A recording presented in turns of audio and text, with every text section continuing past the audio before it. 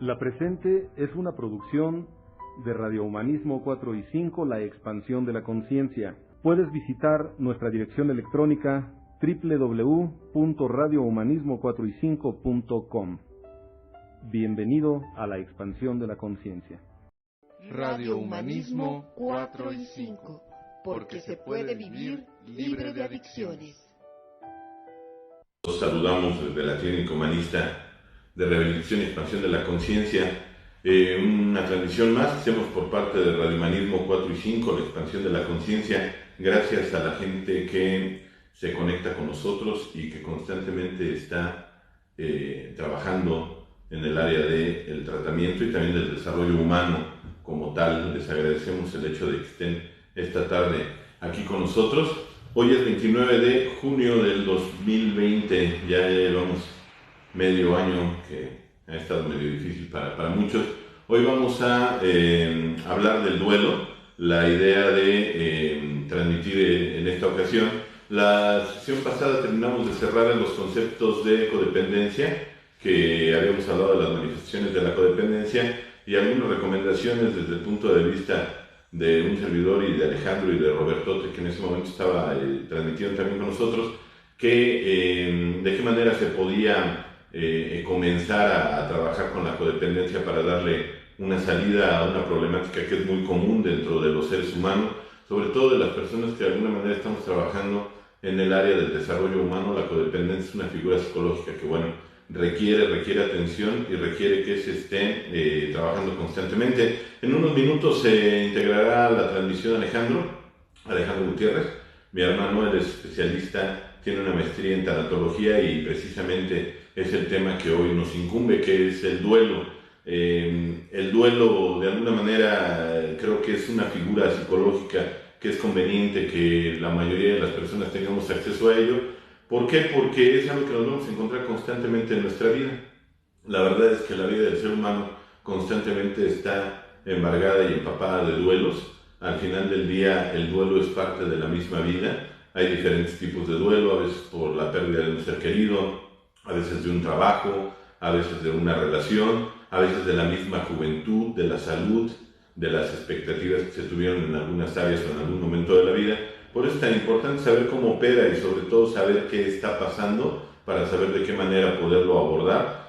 Si se dan cuenta actualmente con todo lo que ha estado sucediendo a través de la problemática social que se ha dado con esta pandemia, que de alguna manera muchas personas han entrado en ansiedad y desde mi punto de vista creo que parte de la ansiedad es por lo que no sabemos qué va a suceder. Realmente la situación se ha ido conflictuando y cada vez hay mucho más incertidumbre en lo que pueda suceder.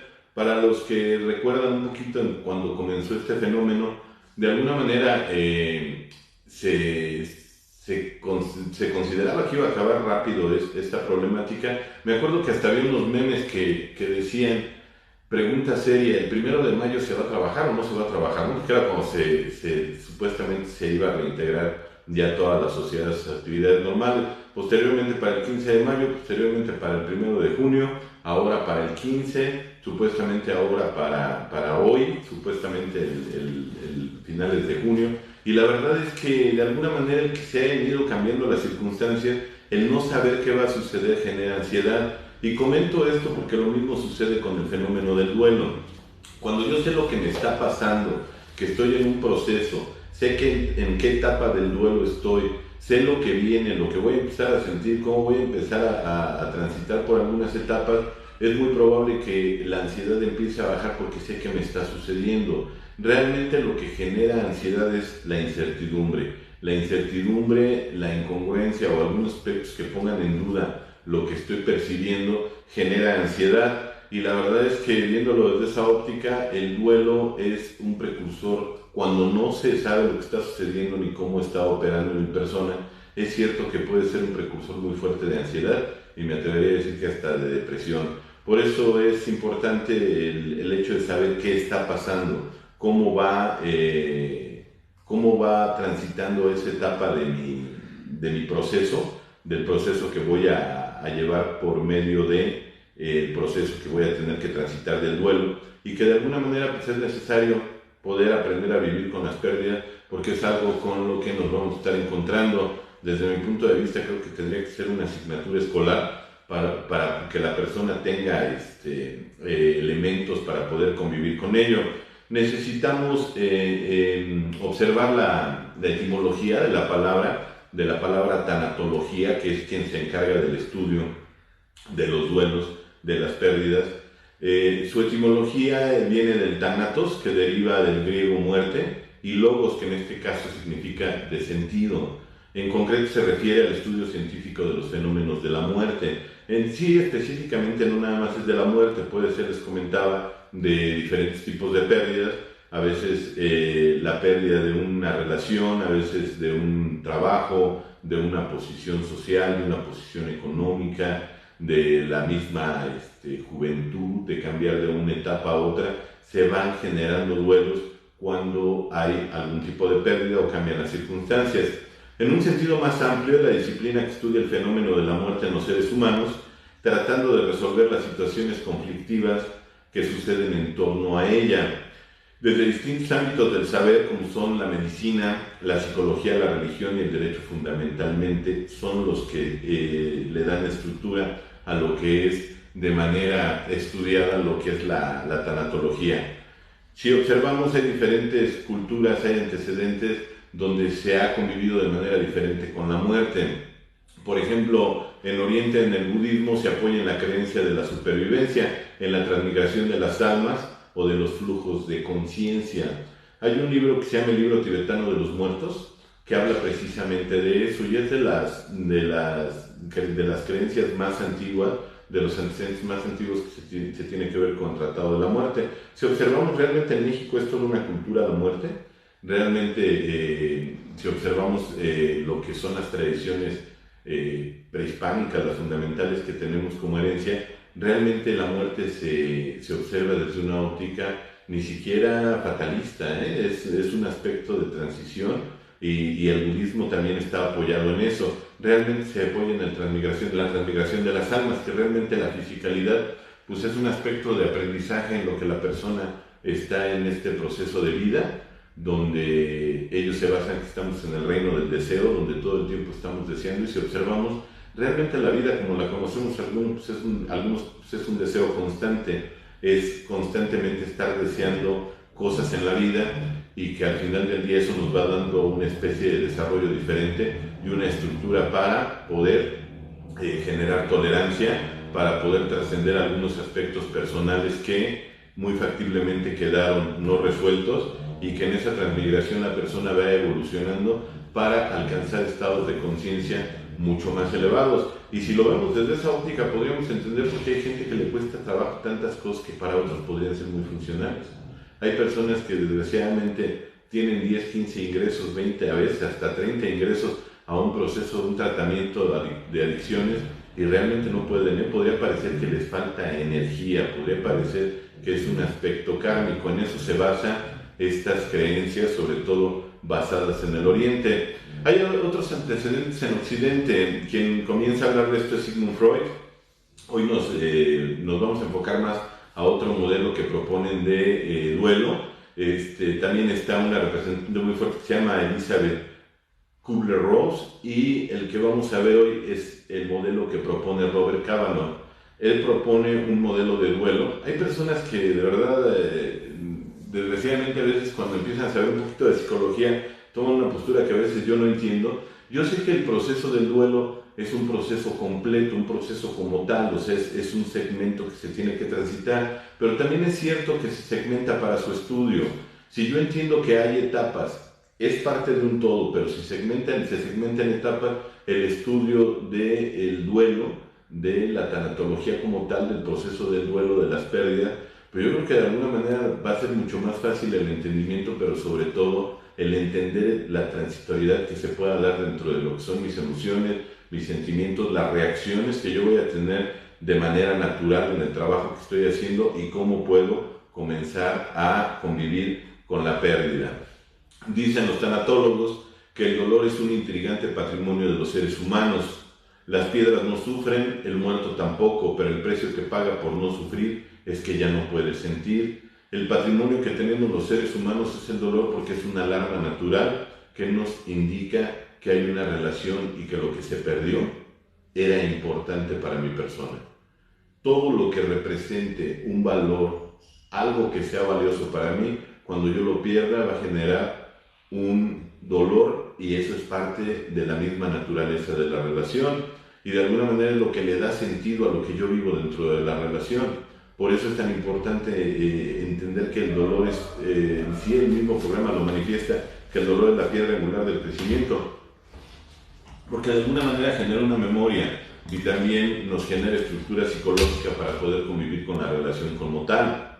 El dolor es un sentimiento que late continuamente bajo la membrana de la vida. Realmente todo lo que está vivo en algún momento pasará por ese umbral de dolor, porque lo que yo perdí era importante para mí. Las relaciones cuando se pierden generan dolor, y también es importante observar que no necesariamente lo que para mí puede parecer hasta indolente o algo que no tiene valor, no quiere decir que por eso yo tenga derecho a minimizar o a no validar adecuadamente lo importante que era para la otra persona.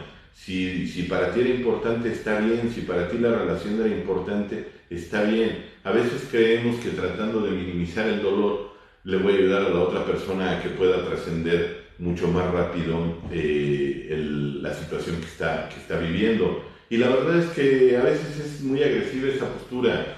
Y lo comento porque a veces, sin darnos cuenta, no es tanto que le tengamos miedo al dolor que está viviendo la otra persona, sino le estamos teniendo mucho miedo al propio dolor. Es importante que la persona sienta, dentro de un consultorio, dentro de un espacio terapéutico, dentro de un entorno de apadrinamiento, se encuentran muchas emociones. A veces se puede encontrar risas, alegría, a veces hay dolor, a veces hay enojo, a veces hay tristeza, a veces hay llanto, a veces hay risas. Es parte de la gama, de todo el abanico de emociones, sentimientos que está sintiendo la persona y que tiene derecho a sentirlo. Por eso, para poder acompañar es necesario por lo menos haber podido trascender las partes básicas de los duelos que yo pueda tener latentes. No quiere decir que tengo que ser un hecho de perfección. A veces es impactante cómo las personas que de alguna manera se han metido un poquito o que dicen que se han metido, porque a veces de verdad ni siquiera consta en cuestión académica, dicen que ya todo el día de hoy de alguna manera está empapado de un proceso adictivo, y la verdad es que no es cierto. Las personas tienen diferentes procesos y entienden diferentes circunstancias. ¿A qué me refiero con esto?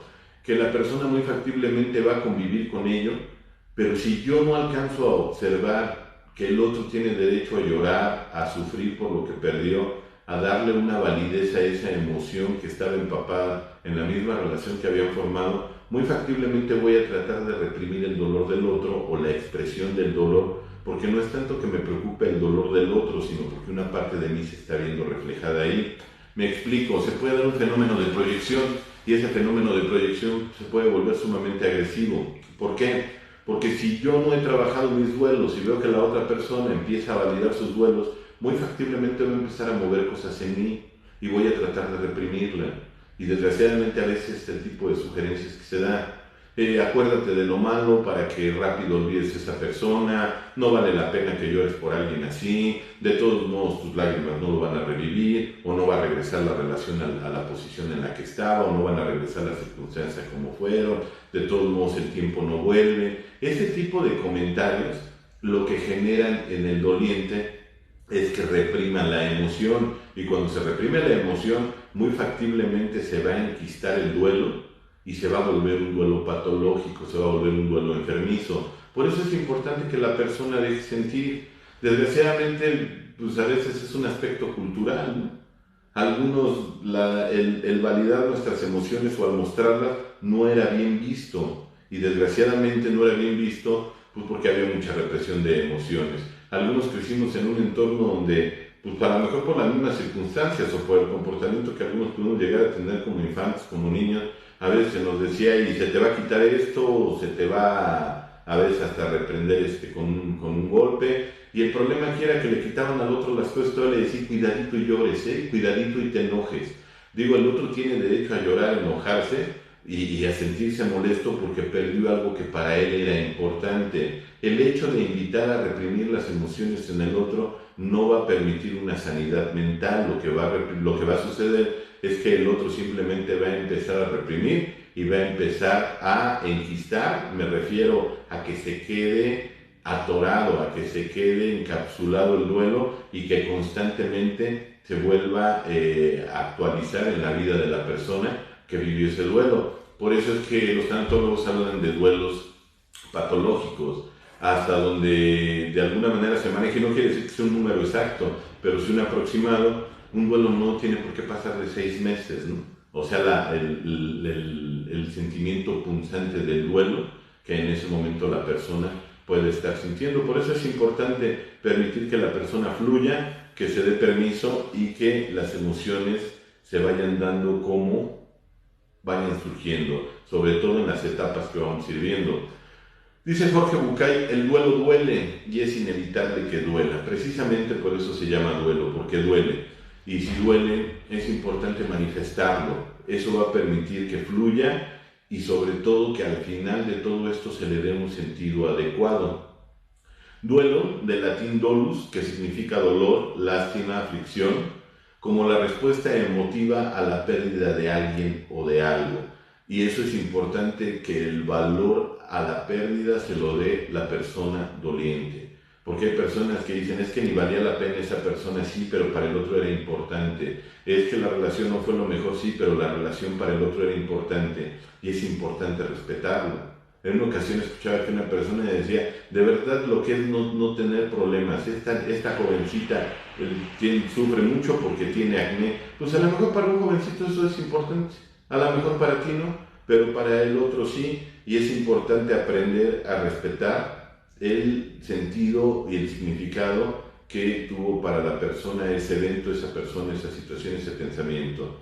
Es cualquier dolor experimentado como soledad, aislamiento o desamparo. La intensidad del duelo no depende de la naturaleza del ser perdido, sino del valor que se le atribuye en nuestra vida, lo que comentaba. Y es importante respetar el valor que le atribuye a la persona, al evento, a la circunstancia, a la persona con la que terminó o simplemente la persona que ya no está, y eso es importante observarlo.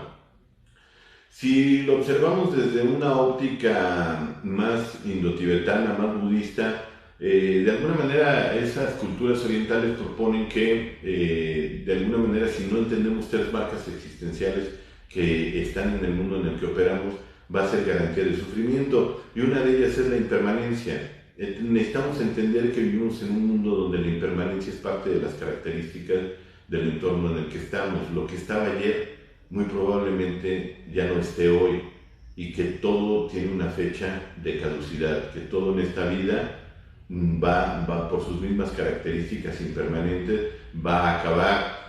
Y de alguna manera el intelectualizarlo pues no es nada complejo, pero el hecho de llevarlo a la parte emotiva, y es donde empieza realmente lo difícil de este panorama, porque entender que lo que para mí genera una relación y le tengo apego por sus características, por el amor, por las circunstancias que viví con esa persona, pues no es fácil entender que un día esa relación se va a acabar. Precisamente por eso, y si lo observamos, el ser humano es el único ser sintiente y pensante que está consciente de su impermanencia, que está consciente de que un día se va a ir, de que un día va a morir, de que un día las cosas como las concibe se van a acabar, van a terminar, y eso podría ser una losa cognitiva muy pesada para el ser humano, pero también es cierto que eso nos da la facultad de poder disfrutar cada uno de nuestros días con las personas, con los seres amados. Y de verdad, yo lo he comentado muchas veces, los que de alguna manera han tenido contacto cercano conmigo en cuestión grupal, en cuestión de entorno más de desarrollo de lo que son los grupos y en terapias grupales o algunos cursos, yo he comentado abiertamente que quienes tuvimos la dicha de tener a nuestros padres en vida con un programa de desarrollo humano, ese tiempo fue oro molido. Ese tiempo de verdad tenía un valor impresionante, porque teníamos la oportunidad de sanar en vida, y realmente a mí me da mucho gusto ver que hay personas que se han dado la oportunidad de cerrar círculos no resueltos con sus padres, con exparejas, con relaciones que no terminaron adecuadamente, con eventos que de alguna manera fueron significativos en su vida, y el hecho de tener a tus seres queridos para poder cerrar y validar emociones, sentimientos, necesidades que estuvieron ahí latentes, pues la verdad es que es un privilegio. Si yo tomo conciencia de que en esta vida todo es impermanente, de que este mundo por sus características, la impermanencia es una de las estructuras básicas sobre las que se mueve, entonces me voy a dar cuenta que no puedo estar perdiendo el tiempo en estupideces, en resentimientos, en emociones encontradas y darle cabida a mi ego para que entonces justifique el hecho de dejarlo para mañana. Los que han estado cerca de humanismo saben la relación tan cercana que tuve yo con mi padre. Y yo recuerdo que él me decía en muchas ocasiones: Roberto, tú vas a dejar de sufrir hasta que entiendas que no eres inmortal. Me decía: es que tú vives como inmortal. Y yo le decía: es que yo entiendo que me voy a morir, yo me doy cuenta que un día me voy a morir. Y me dice: es que no lo has comprendido. A lo mejor lo entiendes lógicamente, pero no lo has comprendido. Si lo comprendieras, pondrías en paz las relaciones importantes de tu vida. Y te darías cuenta que muchas de las relaciones significativas de tu vida funcionan cuando cada quien controla sus loquitos, cuando cada quien controla esa parte del ego que me invita a pensar que para mañana las cosas van a estar mucho, mucho mejor. Y la verdad es que nada te garantiza que el otro esté mañana para poder de alguna manera sanar la relación o darle un sentido a lo que estaban viviendo mutuamente. Por eso es tan importante darle un sentido adecuado al ego y sobre todo darme cuenta que la impermanencia es parte de esta estructura de vida y que precisamente por eso los duelos nos los vamos encontrando constantemente. Y que no me crea, bueno, pues chequen una foto de ustedes hace 10 años, ¿no?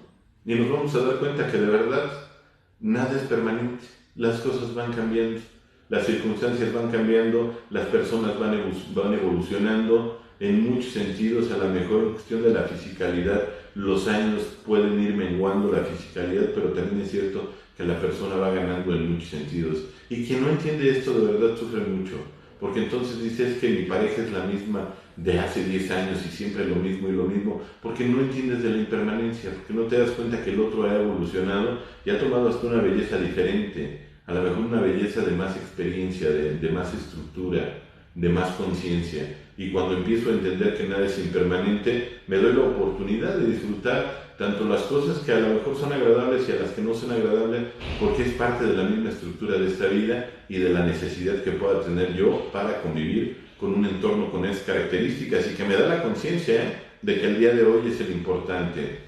La vida humana es un tejido de encuentros y despedidas, de soledad y de compañía, de desgarramiento y conciliaciones. Y solo eso es posible. Negar uno de estos dos aspectos, el precio es sentirnos mutilados. Este precio se llama crisis y exige ser procesada. Cuando yo no entiendo que la vida tiene esa dualidad, que después del encuentro muy probablemente vendrá la despedida, que después de la soledad vendrá la compañía, o después de la compañía la soledad, que después del desgarramiento vendrán las conciliaciones y viceversa. Y negar uno de estos dos aspectos es quitarle el sentimiento, la vida, la estructura a lo que conocemos como un modelo de proceso que algunos llamamos edad, que llamamos vida, que llamamos encuentro, que llamamos el viví, el pude estar ahí y disfruté de esas etapas porque sabía que un día se iban a acabar. Y si yo tomo conciencia de ello, puedo empezar a convivir de una manera significativa con el duelo que se va a presentar. De alguna manera creo que la mayoría estamos conscientes que estadísticamente es mucho más probable que nuestros padres se vayan antes que nosotros, que muy probablemente las personas que llegaron antes que nosotros se van a ir, que no es una garantía, que no es seguro que los padres se van a ir antes que los hijos, pero que muy probablemente así va a ser. Y quien toma conciencia de los procesos terapéuticos, quien empieza a trabajar las crisis que puedan haber existido, las conciliaciones, los desgarramientos, las despedidas, las etapas que vivieron las personas significativas con nosotros, nos damos cuenta que la impermanencia nos invita a tener mucho cuidado en dejar de pasar el tiempo que para nosotros puede ser representativo e importante. Que el hecho de que yo deje mis relaciones lo más resueltas que se puedan es garantía de que voy a viajar mucho más ligero por la vida, tratando de convivir con las personas que para mí fueron importantes y entender que el modelo de relación que yo haya tenido con las personas más significativas de manera primaria en mi vida va a ser muy factiblemente el modelo con el que yo me voy a relacionar con las siguientes personas de mi vida. Y si lo observamos fríamente, bueno, pues nuestros padres creo que fueron nuestros primeros grandes amores y posteriormente llegaron otras personas a nuestra vida. Ya llegó Alejandro, se va a integrar. ¿Para qué se quiere saber? Preséntate si quieres. Pedro. Gracias, buenas tardes. Buenas tardes a todos, gracias por estarnos acompañando. Ojalá estén teniendo todos un excelente día. Y bueno, gracias Roberto. Estamos hablando de duelo, estábamos esperando al especialista, pero no, ya llegó Alejandro, que él les comentaba que él es maestro en tanatología. Sí, es tanatología como tal, ¿verdad? O sea, sí, tanatología. Y bueno, ahorita nos va a platicar un poquito del duelo. Vamos a mandar saludos en lo que te integras, Alex. Sí. Nos escribió el Roger Vargas, que es el Tonda, le mandamos un saludo. Gloria a Dios, gracias padrino, gloria a Dios. Isidora Lencaster, saludos padrino, un saludo hasta Vallarta. Karen Recendis, un saludo, un abrazo también. Mario Mendoza, hola Roberto, un gusto y un placer saludarles y escucharles, bendiciones, gracias igualmente. Ángela Montesinos desde California, saludos y un fuerte abrazo, gracias Ángela. Marcus Ant nos manda también saludos. Javier Plata, saludos Javier, un saludo de parte de aquí de Radio Humanismo 4 y 5. Gracias por tu apoyo ahora que estuvo la novenaria de las misas en Papá, te agradecemos mucho tu trabajo Javier. Un saludo. Maritza Sánchez, buenas tardes. Un placer escuchar, sobre todo con este tema. En estos días cumpleaños de que falleció mi padre, no puedo evitar sentirme triste, te entendemos, de verdad. Nosotros acabamos de empezar también con una pérdida muy fuerte, creo que la más significativa, lo hemos hablado Alejandro y yo. Creo que la pérdida más grande que hemos sufrido. Así y estamos en ese proceso y vamos a trabajar con ello. El trabajo sigue, vas a ver. Nicolás Mendoza, saludos padrino, igualmente padrino, un abrazo. Salvador Sánchez, saludos y bendiciones, gracias por compartir. Aquí en Seattle, Washington, te escuchamos, gracias Salvador, un abrazo también hasta allá. Magda 40, ¿cuánto duró un duelo? Yo perdí a mi madre hace 1 año 4 meses y creo que ni siquiera he aceptado que no está, es normal. ¿Qué puedo hacer para salir del dolor que hay? Peter. ¿Cuánto tiempo duró un duelo? ¿Sí? La realidad es que hay muchos autores que han pretendido ponerle un intervalo al duelo. Sin embargo, por experiencia y también por el sustento de algunas otras posturas, realmente no considero, y algunos otros no consideran también, que el duelo tenga una cronología específica. ¿Por qué? Pues porque obviamente depende de cada persona. El duelo, la realidad es que es algo totalmente personalizado. A pesar de que obviamente existen teorías o muchas teorías que mencionan etapas o procesos mismos dentro de lo que es el macroproceso del duelo, la realidad es que es muy personal, ¿no? Se puede tener una aproximación, como en diferentes aspectos del desarrollo humano o de la psicología como un todo, hablando de etapas del crecimiento, hablando de intervalos, por ejemplo, de las etapas del desarrollo. De la misma manera se ha tratado de entender en cuestión cronológica cómo opera el duelo. Si bien es cierto que existen algunas aproximaciones, depende de cada duelo, o sea, depende de la naturaleza del duelo. Sí, claro. La otra, depende del vínculo que se tenga con aquello que se ha perdido, porque la pérdida misma no implica un duelo o un dolor como tal, o en la misma magnitud que en los demás casos, ¿no? Sí. Sino más bien lo que determina el duelo, y es algo que seguramente ahorita abordará Roberto en cuestión de la teoría que manejamos. La pérdida como tal no es la que determina la intensidad del duelo, sino más bien es el vínculo, o podríamos llamarle la importancia, ¿no?, que se le da al objeto amado o al objeto que se perdió, porque a veces se pierde algo, pero la realidad es que no es o ya no era un objeto amado, o hubo también variantes, ¿no?, en cuestión del vínculo, hubo variaciones. Entonces eso determina mucho también la cronología. Hay personas que de repente dicen, es que yo leí una teoría o alguien me comentó que un duelo por divorcio o incluso un duelo por la pérdida de alguno de los padres o de los hermanos, etcétera, duraba 1 año, ¿no? No, yo me atrevería a decir que es totalmente relativo, porque hay personas que pueden sentirse bien en 1 mes y a lo mejor es porque la relación tenía sus características, ¿no? Pero también hay personas que pueden estar 1 año y medio, así 2 años, y no quiere decir que no lo estén elaborando, lo que pasa es que el vínculo era muy fuerte, muy poderoso. Entonces eso es lo que lo determina realmente. Ahora, también es importante comprender y aterrizar que existen, lo que los duelos más bien son violentos emocionalmente dependiendo del tipo de pérdida que se dé. Se dice que en nuestra cultura la pérdida más violenta que existe es la muerte de un hijo. Más allá incluso que la de los padres. Estoy haciendo referencias meramente, o sea, cada quien puede sacar sus propias conclusiones.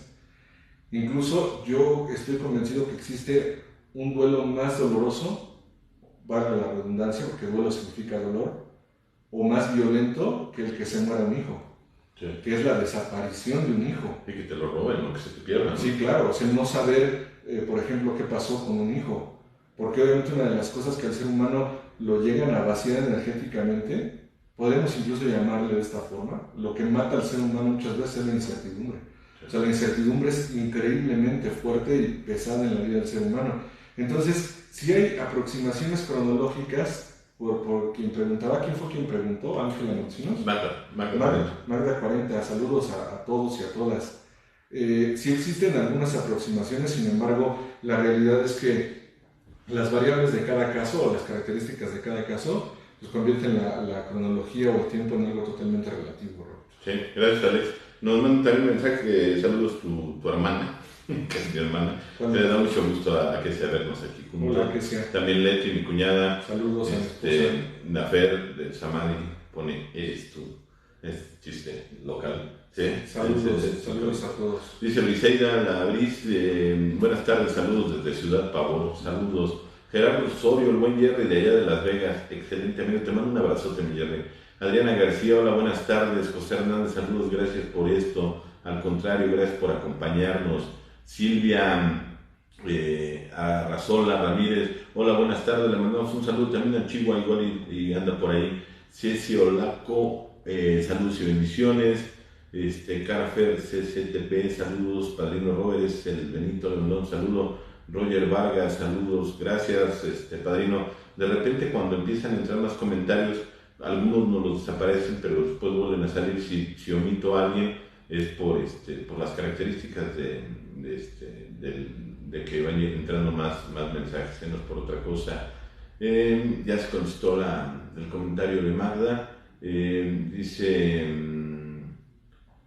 Daniel Zárate, saludos Roberto y gracias siempre a todos en cabina. Gracias, Dani, allá en la Florida, le mandamos un saludo. También Vero, BHP, hola Roberto, gracias por el tema, gracias. Rosa Olivares, muy interesante el tema, gracias. Berta Pérez Villa, hola Roberto y unos saludos muy acorde a la situación actual por la que muchos estamos pasando. Un fuerte abrazo al equipo, gracias. ¿Por qué después de pasar un duelo, mucho tiempo después me siento sin motivo, triste, ansiedad, con angustia y mi mente regresa al pasado? Parte de lo que comentabas, ¿no, Alex? Es importante. Ahorita vamos a ver las etapas también, porque podemos estar regresando entre etapas, ¿no, Alex? Sí, sin embargo, también hay algo a lo que yo así le llamo, los coletazos del duelo, ¿no? Ajá. Que es precisamente cuando algunas de las etapas pues, se vuelven a presentar. O sea, hay etapas que vuelven a... Como que llega la ola, ¿no? Todavía. Sí, y obviamente tiene mucho que ver con los estímulos a los que nos estamos enfrentando, ¿no? Okay. O sea, los seres humanos nos estamos relacionando constantemente con estímulos. Los estímulos son parte de la vida misma. Entonces, aquí la cuestión es, puede ser por estímulos, o sea, porque los estímulos se hacen presentes, o la otra es porque también hay algo que se llama duelo al tiempo. Okay. El duelo al tiempo tiene mucho que ver, yo lo he podido constatar, sobre todo con el temperamento de cada ser humano. El temperamento determina mucho eso. Hay personas que en cuanto tienen la pérdida, es muy expuesto, es muy notorio que están en un proceso de dolor. Sin embargo, también hay personas que se da esa condición, se le llama así duelo al tiempo. O sea, no quiere decir que no vayan a procesar el duelo o que no se les vaya a presentar. Lo que pasa es que en algún momento es cuando se va a disparar. ¿Cuándo el sistema nervioso más lento? Tiene mucho que ver exactamente con lo que se conoce como el sistema nervioso de las emociones. Y obviamente también obedece a otras variables, ¿no? La cultura, la sociedad, la edad, la formación, o sea, la formación que tuvo la persona. Me atrevería a decir que hasta el género, ¿no? También. Culturalmente a los hombres nos educan para no ser tan emotivos, es un aspecto también cultural, ¿no? Sí, que la cultura determina mucho de la expresión del duelo. O sea, en muchas sociedades y culturas, el que una mujer tenga una expresión del duelo de una manera totalmente expuesta, no implica una resistencia social tan grande como lo es con el varón. Claro.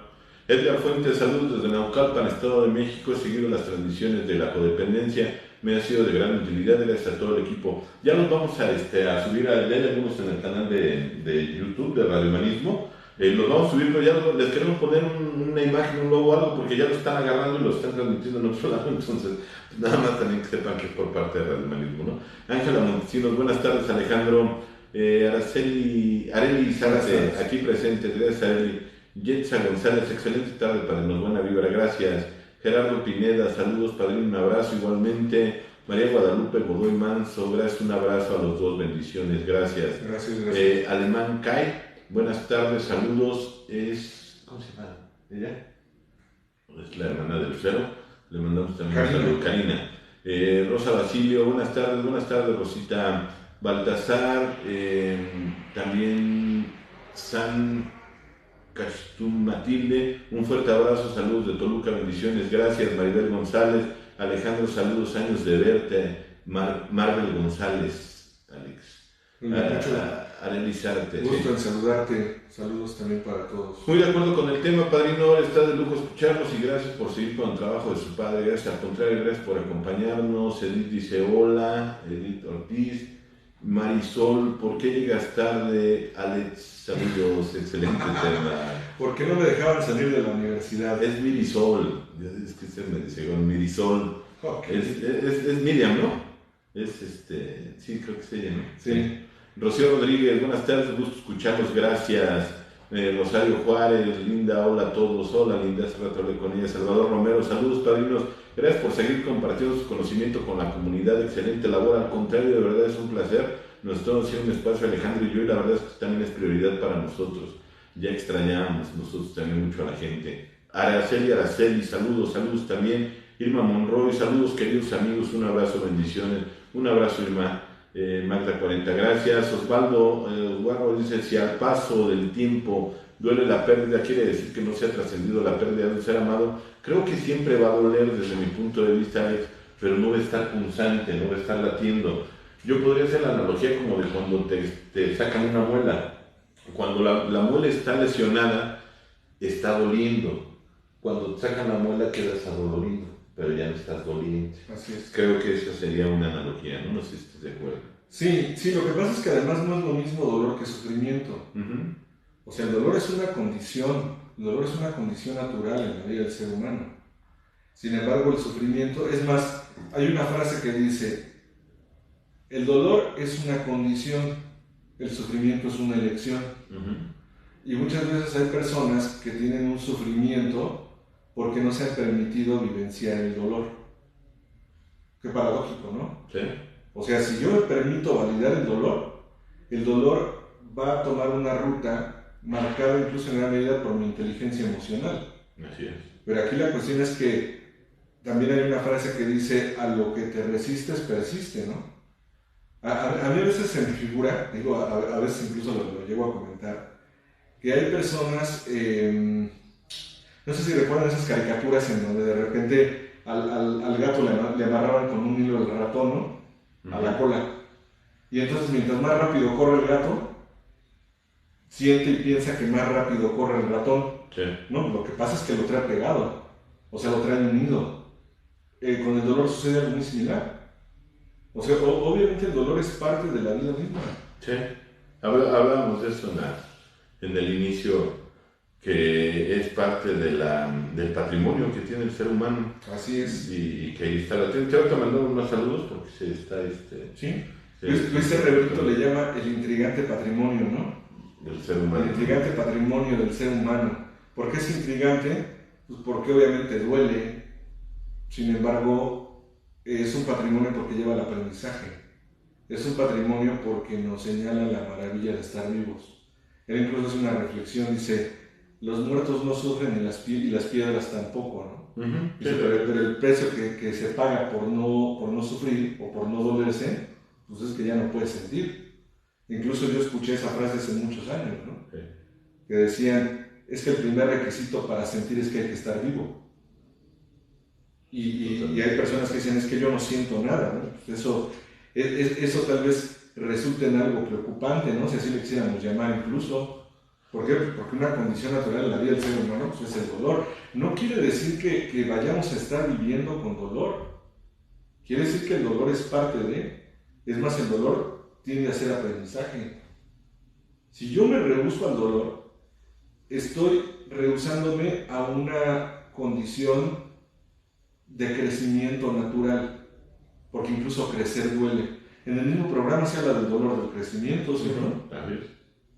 Totalmente. Yo alguna vez escuchaba a alguien que decía, yo no estoy de acuerdo en que para que duela, o más bien que para crecer debe doler. Es que no es un dolor como se entiende coloquialmente, sino es el cambio, es obviamente la transformación. O sea, siempre que hay transformación, siempre que hay una condición nueva, por supuesto que van a estar implícitas varias cosas de las que vamos a hablar. Entre ellas la crisis, ansiedad, o sea, no es capricho de la naturaleza. Si hay transformación, obviamente pues va a haber movimientos fuertes, ¿no? ¿Sí? Entonces, de repente alguien dice, lo que preguntaban hace un momento, ¿no? Lo que alguien comentaba hace un momento. Si duele, ¿quiere decir que no se ha trascendido? No. Ahorita Roberto pone un excelente ejemplo, ¿no? Cuando te duele una muela, ¿sí? Pero no es lo mismo el dolor de cuando todavía la muela está ahí y que está infectada o que está deteriorándose cada vez más. Incluso cuando la llegan a extraer o cuando hacen la curación, Roberto, duele más. Uh-huh. O sea, el dolor es más agudo. Nada más que obviamente ese dolor es un dolor de sanación. O se puede ver como que es el dolor último, por lo menos último en esa magnitud. ¿Sí? Ahora, los dolores en nuestra vida también nos llevan a validar que el pasado ha sido real. O sea, nos llevan a validar que la vida ha sido real. ¿Por qué? Pues porque obviamente el dolor deja una huella, por así llamarle. Pero hay quien dice, ojalá el dolor no existiese. Yo tengo, por ejemplo, un umbral físico al dolor muy elevado, ¿sí? Y en alguna ocasión alguien me decía, es que quienes tienen un umbral al dolor muy alto o muy bajo, como se le quiera ver, porque a veces hay algunos que le llaman alto o algunos bajos, pero creo que se entiende a qué me refiero. Son afortunadas estas personas, depende desde qué ángulo se esté viendo, ¿eh? Porque, por ejemplo, a mí cuando me duele algo físicamente, es porque ya está avanzado. Sí, ya me requiere una atención más. ¿Sí? Hay personas que en cuanto les duele algo, o más bien en cuanto algo se está alterando, inmediatamente lo registran y entonces pueden tener una atención inmediata. Pero la bronca es cuando no estoy registrando de una manera inmediata el dolor. Entonces la eficacia del indicador pierde propiedades. Y entonces a veces cuando algo se atiende es porque ya está mal, o sea, ya está deteriorado. Ese es el problema. Es una alarma natural y quien no detecta algunas de esas cosas ya... Hay quien dice, es que yo no detecto, no tiene ni idea de lo que dices, ya sería una patología ya muy profunda. Se puede ver de esa forma. Que ya te puede llevar hasta un tratamiento, hasta una sociopatía ya crónica. Yo conozco varios. Willy dice, un abrazo mis queridos, igualmente Willy. Amanda Ruiz Sánchez, hola, saludos, un gusto verlos, igualmente. Para él, Sara, te abrazo, tío Daniel Zárate, aquí presente, sobrina de Daniel, muy amigo de mi papá, allá en Nápoles, le mandamos un saludo. Mopeta, 24 horas, compitas, gracias, mi sargent. Karen Reséndiz, también me gustaría saber la duración y etapas del duelo cuando termina en relación, ahorita vamos a hablar de ello.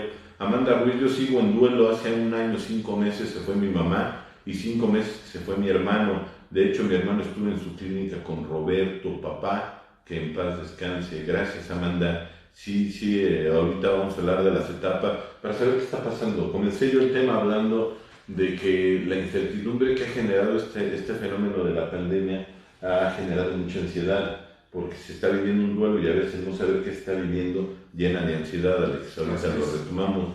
Dice Verónica, gracias Alex, Alejandro y Roberto por la respuesta. De nada. Felipe Roldán, saludos desde Las Vegas. Saludos Felipe. Javier Valderas, excelente tema, saludos. Liliana Muñoz Granados, mucho gusto verlos, saludos y bendiciones, gracias Liliana. Felipe Roldán del grupo Renúvame Las Vegas, sí, como no me voy a acordar, Felipe, claro que sí. Les mando un abrazo a todos allá, me recibieron muy bien a mi padre y a mí por allá. Y Renúvame de San George, Utah. Un abrazo Felipe. Noé Reos, gracias Roberto por seguir compartiendo, lamento tu pérdida, un abrazo, todo lo bueno que hizo tu padre, serán muchas bendiciones para todos, gracias Noé. Aide, un abrazo para los dos, un gusto escucharlos, gracias Aide. Rosario Castro, buenas tardes, bendiciones. El duelo en un aborto, ¿hasta dónde puede ser el dolor de la pérdida del bebé? Y hasta dónde el remordimiento, cómo se puede trabajar, gracias. Todo eso ahorita lo vamos a ir aterrizando, ¿vale? En cuanto empecemos a trabajar con las etapas del duelo, mucho de esto va a llegar, van a ver. Hola Roberto y Alex, reciban un mega abrazo de mi parte y gracias por regalarnos tanto conocimiento, de verdad es un privilegio para mí poder seguir trabajando, en mi persona con padrinos de corazón como son ustedes. Gracias Anita, también... Perdón, se conectó también un exalumno mío, te mando un abrazo y un saludo Omar Hernández, ahorita lo vi conectado. Es Hernández, es que quiero Omar. Sí, Omar Hernández, mucho gusto en verte. Saludos. Gracias Alex. Y también todos lo están conectando a Juan, a mi amigo Juan de del Team, también excelente entrenador. Se unió, le mandamos un abrazo. Es importante, Alex, ahí anda tu primo también, Daniel Lozano, mejor conocido como el Metro. Le mandamos un saludo para el Metro. Y le mandamos un abrazo a mi tío también. Es importante entender que si yo sé qué te está pasando, mucha de la ansiedad que genera el proceso del duelo se va a disminuir, ¿estás de acuerdo, Alex? Sí. Lo que genera mucha ansiedad es no saber qué está pasando, qué sigue. Y cuando la persona no sabe lo que está pasando, muy factiblemente se va a llenar de ansiedad. Y comentaba yo al principio, el duelo puede ser un gran precursor hasta de la misma depresión, primero exógena, o sea, ambiental, y posteriormente convertirse en una depresión endógena que ya va a requerir un tratamiento psiquiátrico que ya empieza a tomar un orden mucho más, más profundo y me atrevería a decir que de más riesgo para la salud de la persona. Por último, Hanna Romo, hola, saludos de Querétaro, bendiciones, Dios con todos, gracias por compartir, yo me tardé como 3 años. Vamos a ver las características. Tú eres el especialista en esto, Peter, y sabes que yo siempre respeto esa parte creo que hay que preguntarle a quien sabe, la verdad. Desgraciadamente, a veces entre creer que sí sabe y el saber, pues hay una gran distancia. Tienes una maestría en esto, vamos a explotarte. O sea, yo soy de la idea de que valga la pena la inversión de mi papá. Entonces, a ver, ¿cómo? Okay. Hay varios modelos. Está el de Elizabeth, está el de Robert Cavanaugh, y ¿cuál sería el que, desde tu punto de vista de cómo trabajan las etapas del duelo, cuál sería para ti más rentable en cuestión de proceso a nivel de personas que ya están empapadas? La mayoría de las personas que nos escuchan son personas que ya tienen, pues de alguna manera, mucho conocimiento, tanto vivencial como algunos ya tienen muchos elementos también teóricos. ¿Cuál sería un modelo mucho más adaptable para lo que vamos a trabajar aquí? Porque realmente en un programa ver el proceso del duelo va a estar medio complicado, pero sí comenzar con algunas etapas y ver las características que tienen, ¿no? Les comentaba yo que es importante seccionarlo, porque por ahí escuché una persona que decía, esos que hablan de etapas del duelo son muy vintage, ¿no? Pero se tiene que seccionar para su estudio. Sería como decirle a un médico, esos que hablan de sistema cardiovascular, de sistema respiratorio son muy vintage. No, lo que pasa es que es para su estudio. Sabemos que si no hay sistema respiratorio el organismo colapsa, si no hay sistema cardiovascular colapsa, pero se necesita segmentar para poder darle un sentido y poderlo estudiar adecuadamente, ¿no? ¿Cuál sería el más adecuado, Pete? Obviamente no pretendo ser irrespetuoso con ningún modelo, porque yo creo que todos han dado han hecho su aportación en relación a lo que es el proceso de duelo. Yo efectivamente, como decía Roberto, yo soy tanatólogo, sin embargo también tuve la oportunidad de estudiar la especialidad en terapia y resolución de duelo. Y ahí es precisamente donde se ven muchos de los modelos que existen. Yo creo que alguien que hizo, por supuesto, una gran aportación en décadas anteriores fue Elizabeth Kubler-Ross. La cuestión es que Elizabeth Kubler-Ross, ella empezó a trabajar, o su trabajo estaba muy enfocado en lo que eran enfermos terminales. Okay. Incluso una de las cosas que llegaba a comentar ella, digo, en aquellas épocas, es que el médico era quien hacía la intervención tanatológica, porque además era quien tenía pues, un enfrentamiento con la muerte en cuestión del enfermo terminal. Entonces, obviamente ya después se amplía, y por supuesto que hay muchos colaboradores, ¿no? Incluso a mí alguien que me parece un excelente tanatólogo es Jorge Bucay. Sí. Porque aborda el duelo de una manera muy vivencial, o sea, incluso muy humana, muy, ¿cómo decirlo? Con un lenguaje emocional muy claro, muy ligero, muy con el lenguaje del corazón, ¿no? Muy efectivo, ¿eh? A pesar de que es sumamente confrontativo Jorge Bucay. Sí. Sin embargo, a mí el modelo de Robert Cavanagh me parece muy completo, precisamente porque abarca las diferentes pérdidas que existen. O sea, el modelo de Kubler-Ross va muy enfocado a lo que es el enfermo terminal. La muerte.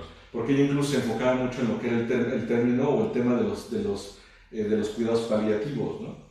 Para mejorar la calidad de vida del paciente crónico. Porque en la vida del paciente terminal hay una forma de cuidados paliativos, por así llamarle, pero que se llaman cuidados de hospicio, que ya son para los enfermos terminales, o sea, para quien ya está en la puerta, por así llamarle. Sí.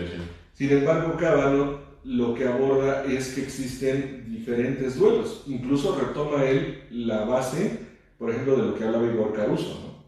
Que Igor Caruso ya hablaba, por ejemplo, de... Así se llamaba, ¿no? Tengo un amigo. Igor Caruso. Sí. Bueno, es que conocemos un Igor, sí. Pero Igor Caruso, en este caso, él hablaba de lo que es, por ejemplo, el divorcio.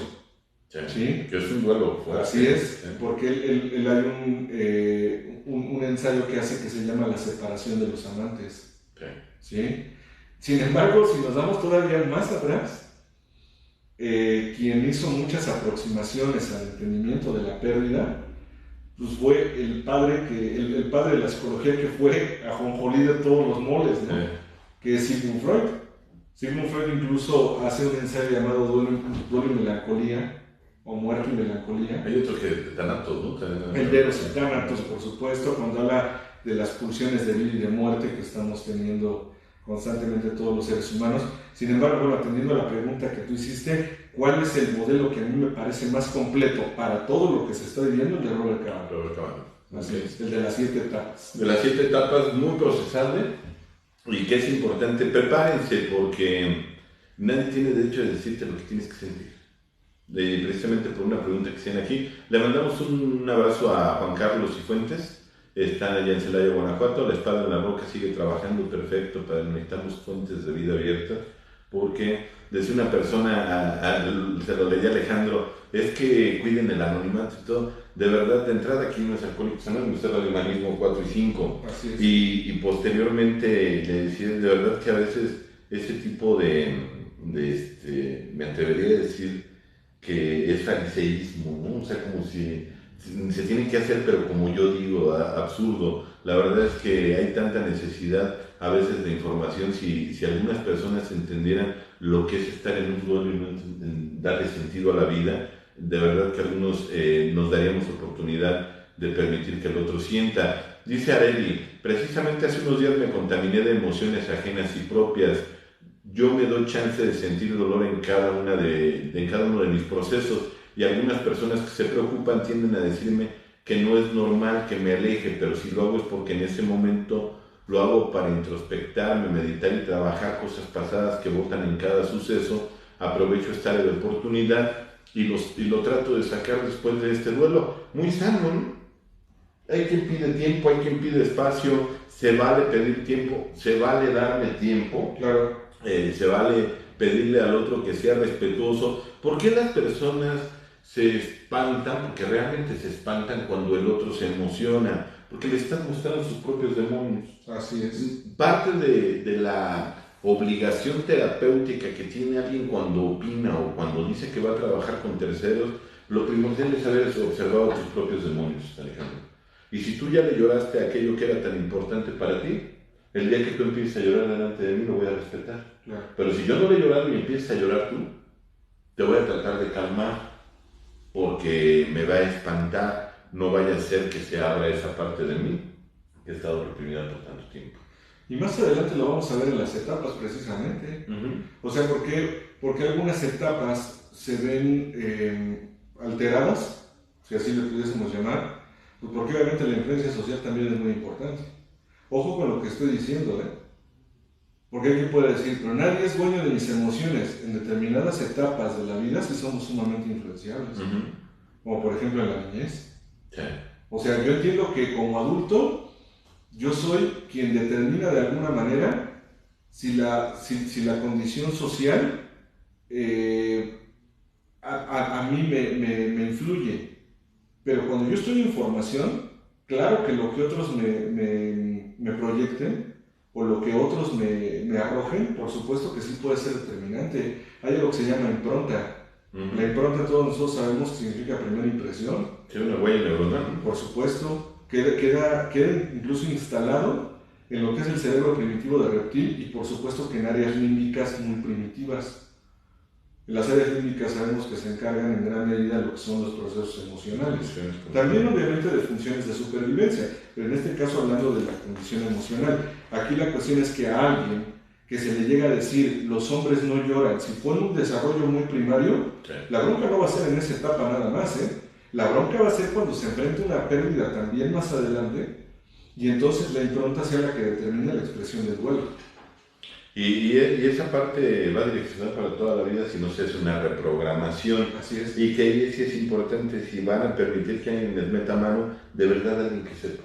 Es como si llevas tu teléfono y te dicen, le vamos a cambiar el procesador o algo, necesitas llevarlo con un especialista. Hay que tener mucho cuidado, porque a veces meter mano no quiere decir que necesariamente vaya a funcionar.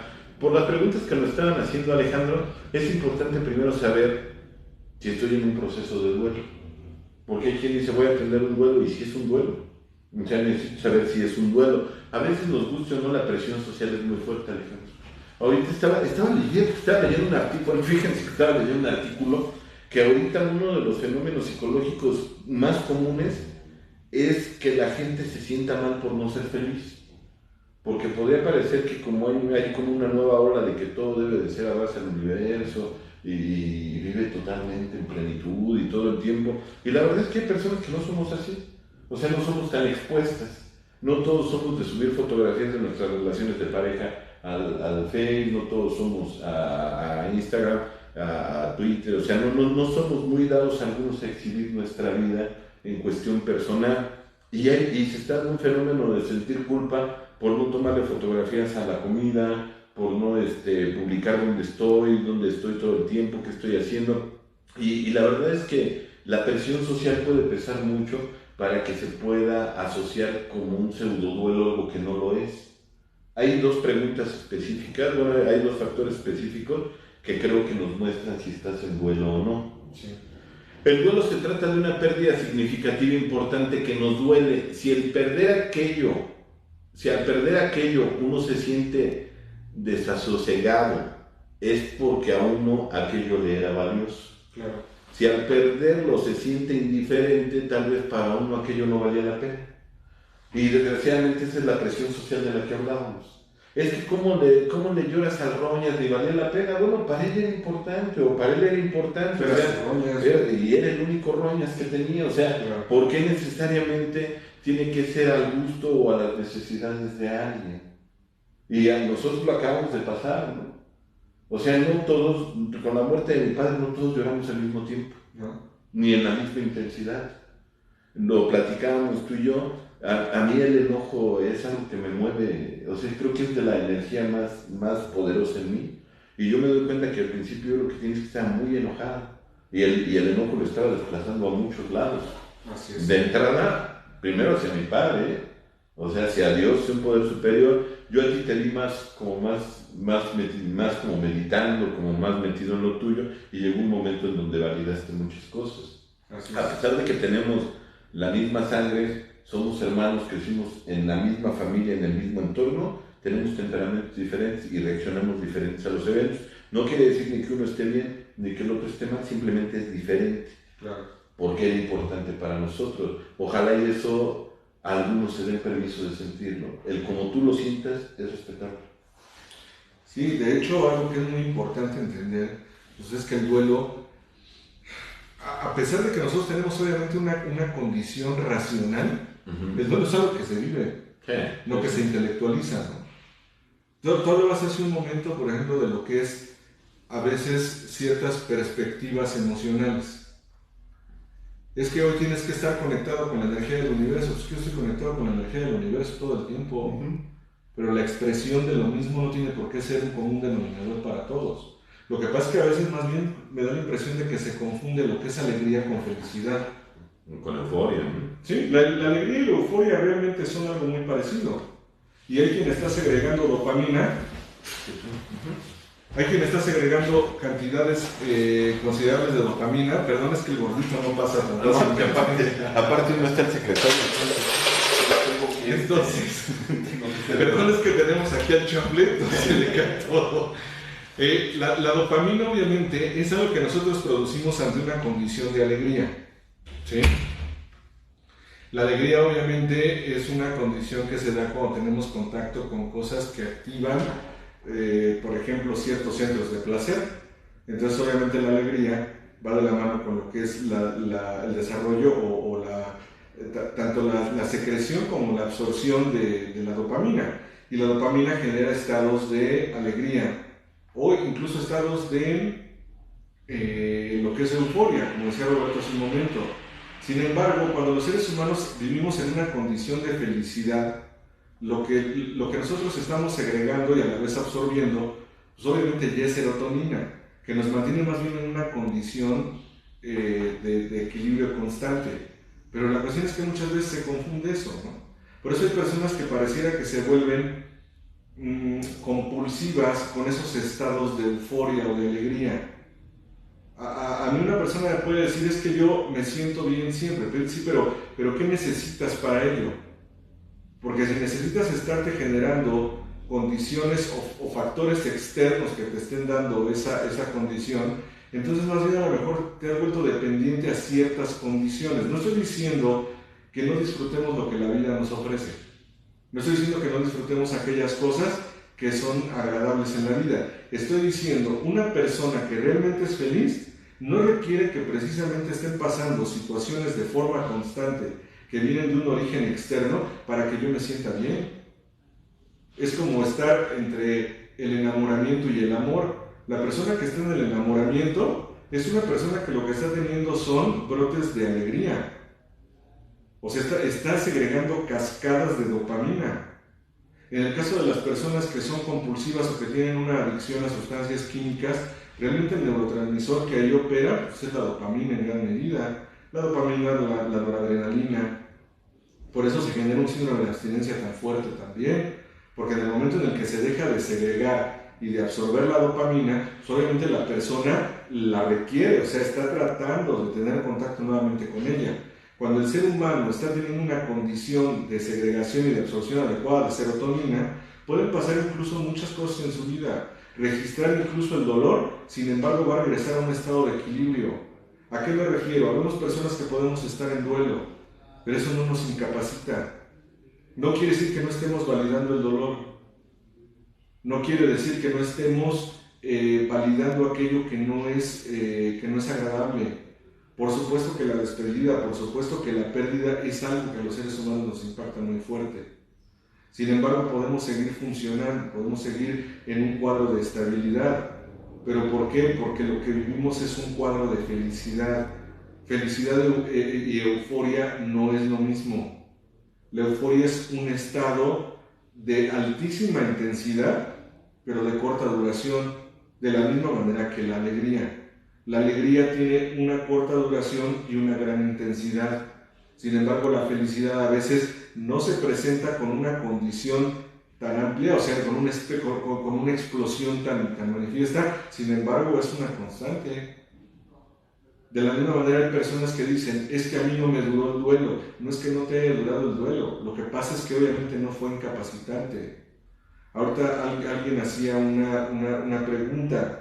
Liliana Muñoz, le mando un saludo, tiene muchos años que no la veo, pero sé que por aquí hacemos contacto también. Liliana Muñoz decía: ¿en qué momento se vuelve crónico un duelo? ¿Puede durar años? Sí, un duelo puede durar hasta años, y se los digo en verdad, no tiene por qué volverse crónico. O sea, el hecho de que una persona esté validando el dolor de forma recurrente, eso no implica que el duelo sea crónico, de verdad. Mientras la persona siga siendo funcional, mientras la persona lo esté elaborando, mientras la persona siga teniendo contacto con el mundo, la persona no está en un duelo crónico, ¿sí? O sea, no está en un duelo patológico, más bien, no está en un duelo enfermizo. Hay personas que obviamente algo les duele, ¿sí? Pero eso no quiere decir que para esas personas sea incapacitante la condición. Yo puedo asegurarles, es más, debería hacer la pregunta con la gente que está aquí con nosotros. Yo les aseguro que hay personas que pueden dar fe de que hay cosas que les han dolido a lo largo de su vida. Obviamente no se duelen con la misma intensidad, sin embargo en algún momento el dolor se puede presentar. Y eso no quiere decir que sean incapacitados. O sea, que generen una incapacidad para hacer contacto con el mundo. Hay personas que incluso pueden pasar por cualquier pérdida y de repente se incapacitan. O sea, les resulta incapacitante. Una puede ser porque obviamente no se están permitiendo validar el duelo como tal. Y la otra, se los puedo asegurar, porque tal vez están en un encadenamiento de pérdidas. Aquí la cuestión es, hay quienes dicen: ¿por qué me pegó tan duro esta pérdida? Porque tal vez esta pérdida lo que hizo fue reactivar otras. La psicología gestal, la tanatología gestal, algo que manifiesta es: yo estoy totalmente de acuerdo con ello.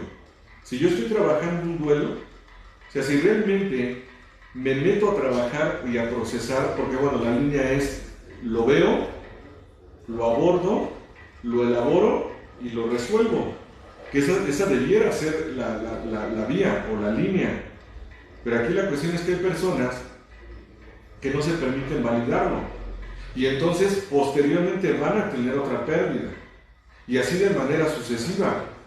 Va a llegar un momento en que obviamente hay un encadenamiento de pérdidas en donde la persona está, perdón por la analogía, pero creo que va a quedar muy claro, cada pérdida es como si se fuera inflando un globo. Si la persona fuese viviendo sus pérdidas, si las fuese abordando y resolviendo en la medida en la que se van presentando, la persona llegaría a un momento en que cada duelo lo puede abordar y resolver de una manera natural, pero mientras se va inflando más por todo el encadenamiento o el acumulamiento de pérdidas que se ha dado, es como cuando tienes un globo muy inflado, con cualquier estímulo, con cualquier orillita o algo en donde pegue, ¡pum!, va a reventar. Y eso es lo que le pasa a muchas personas. Pero la Gestalt, ¿qué es lo que manifiesta? Tú empiezas a trabajar con un duelo y los otros duelos también se empiezan a cerrar. Pero aquí la cuestión es que si hay duelos abiertos, o si hay un duelo que no se abordó, los otros también continúan abiertos. Y obviamente, un duelo no resuelto es una fuente increíble de gasto energético para el ser humano. Cuando una persona no ha resuelto un duelo, dice Daniel Lozano, y primero Daniel Lozano, dice él algo muy veraz desde mi óptica. Dice: obviamente el duelo se volvió crónico hasta que empecé a tener disfunciones, o sea, empecé a tener ya consecuencias a nivel fisiológico. Es que esa es una de las características de los duelos no abordados y no resueltos. Ahora, hay personas que de repente hacen la referencia de: es que me siento como si estuviese fracturado por dentro. Ya hay estudios lo suficientemente avanzados. La tecnología obviamente nos ha permitido entender incluso situaciones que antes no se consideraban como tal. Ya la tecnología nos ha permitido medir los umbrales de dolor emocional comparados con lo que son los umbrales físicos. Y cuando las personas están diciendo: es que me siento como si estuviese partido por dentro, las personas están haciendo una referencia real de lo que les está pasando. Algo que se ha podido aterrizar, algo que se ha podido comprender desde un aspecto científico con la tecnología que existe hoy. Una persona que tiene una pérdida, por ejemplo, la muerte de un hijo, la muerte del cónyuge, gracias, la pérdida de la relación de pareja, hay pérdidas que son equiparables a tener 3 costillas rotas, ¿eh? O sea, la tecnología médica hoy nos ha permitido poder comprobar eso. No poder entenderlo porque ya se tenía considerado, sino poder comprobarlo. Una persona que tiene la muerte de un padre, de una madre, de los hermanos, de la pareja, de un hijo, es una persona que el dolor que está sintiendo a nivel emocional es equiparable a que tuviese roto el... Esto va a pasar, sí, pero mientras la persona se está revolcando de dolor, eso no lo puede entender a nivel racional. Porque obviamente lo que se está doliendo es la condición emocional. O sea, la persona literalmente está fracturada internamente. ¿Sí? Por eso la persona obviamente requiere de una intervención.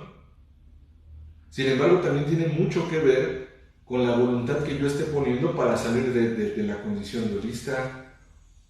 Una persona me mencionaba hace apenas un corto tiempo. Si es que esta persona dice que no le ayuda la terapia tanatológica. Pues sí, lo que pasa es que no hay un enfermo más difícil de atender que aquel que no se quiere sanar. No sé qué opinas, Roberto. Totalmente de acuerdo, es desgastante para las dos partes. Por supuesto, porque de cuando en cuando sería bueno que el ser humano se preguntase, y si no me encontrara ya en esta condición, o si mi condición fuese mejor, ¿a qué cosas me voy a enfrentar? O sea, me voy a hacer responsable de mí mismo en este momento. ¿Sí? Entonces, obviamente, ¿qué sucede? Yo me toco el botón, tengo una expresión, y si los demás se mueven, ¿como para qué voy a salir de esa condición? Es como cuando en los grupos se dice, ¿no, Roberto? Porque a veces hay hasta familiares, ¿no? Que dicen, es que yo creo que no les sirvió el cuarto y quinto paso. Sí, lo que pasa es que en los grupos hacemos cuartos y quintos pasos, no milagros, ¿no? O sea, esos ya los hace alguien más, ¿no? Sí. O sea, también tiene mucho que ver con la disposición que tenga la persona. Por eso hay personas que lo que es el abordaje desde la óptica gestal no les agrada para nada, ¿eh? Es que es total. No, y es que además el abordaje gestal llega un momento en que lo que refleja es, oye, ¿y cuándo tú también vas a decidir salir de esta condición? ¿Sí? Fried Perls era muy contundente en ese aspecto, ¿no? Pues por algo le decían el carnicero, ¿no? Le decían el carnicero y cuando empezaba un curso decía, de manera de verdad, sí, así lo pensó, así lo escribió. Decía él, el trabajo aquí va a ser que cada quien se aprenda a limpiarse su propio trasero, ¿no? Así es. O sea, y que no esté en condiciones. Pero no tienes que decirlo, Pedrito, no nos está escuchando, ¿no? Sí, casi decía como Polo y decir que no esté de acuerdo es buena hora para que le regresen su entrada y le llegue, ¿no? Porque era muy confrontativo. El empezar a confrontar un duelo, Alex, va a representar muy probablemente que trabajes desde el principio. Y lo decías acertadamente tú, a veces la pérdida de una pareja vivencia o vuelve a vivenciar a lo mejor un duelo no resuelto con el padre o con la madre.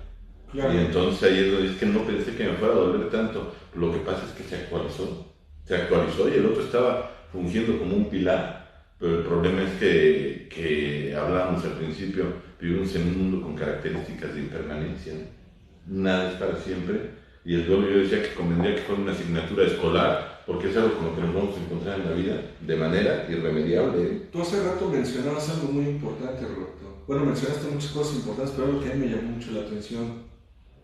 Sobre cuando decías, es muy importante hacer un abordaje con quien sepa realmente qué está haciendo.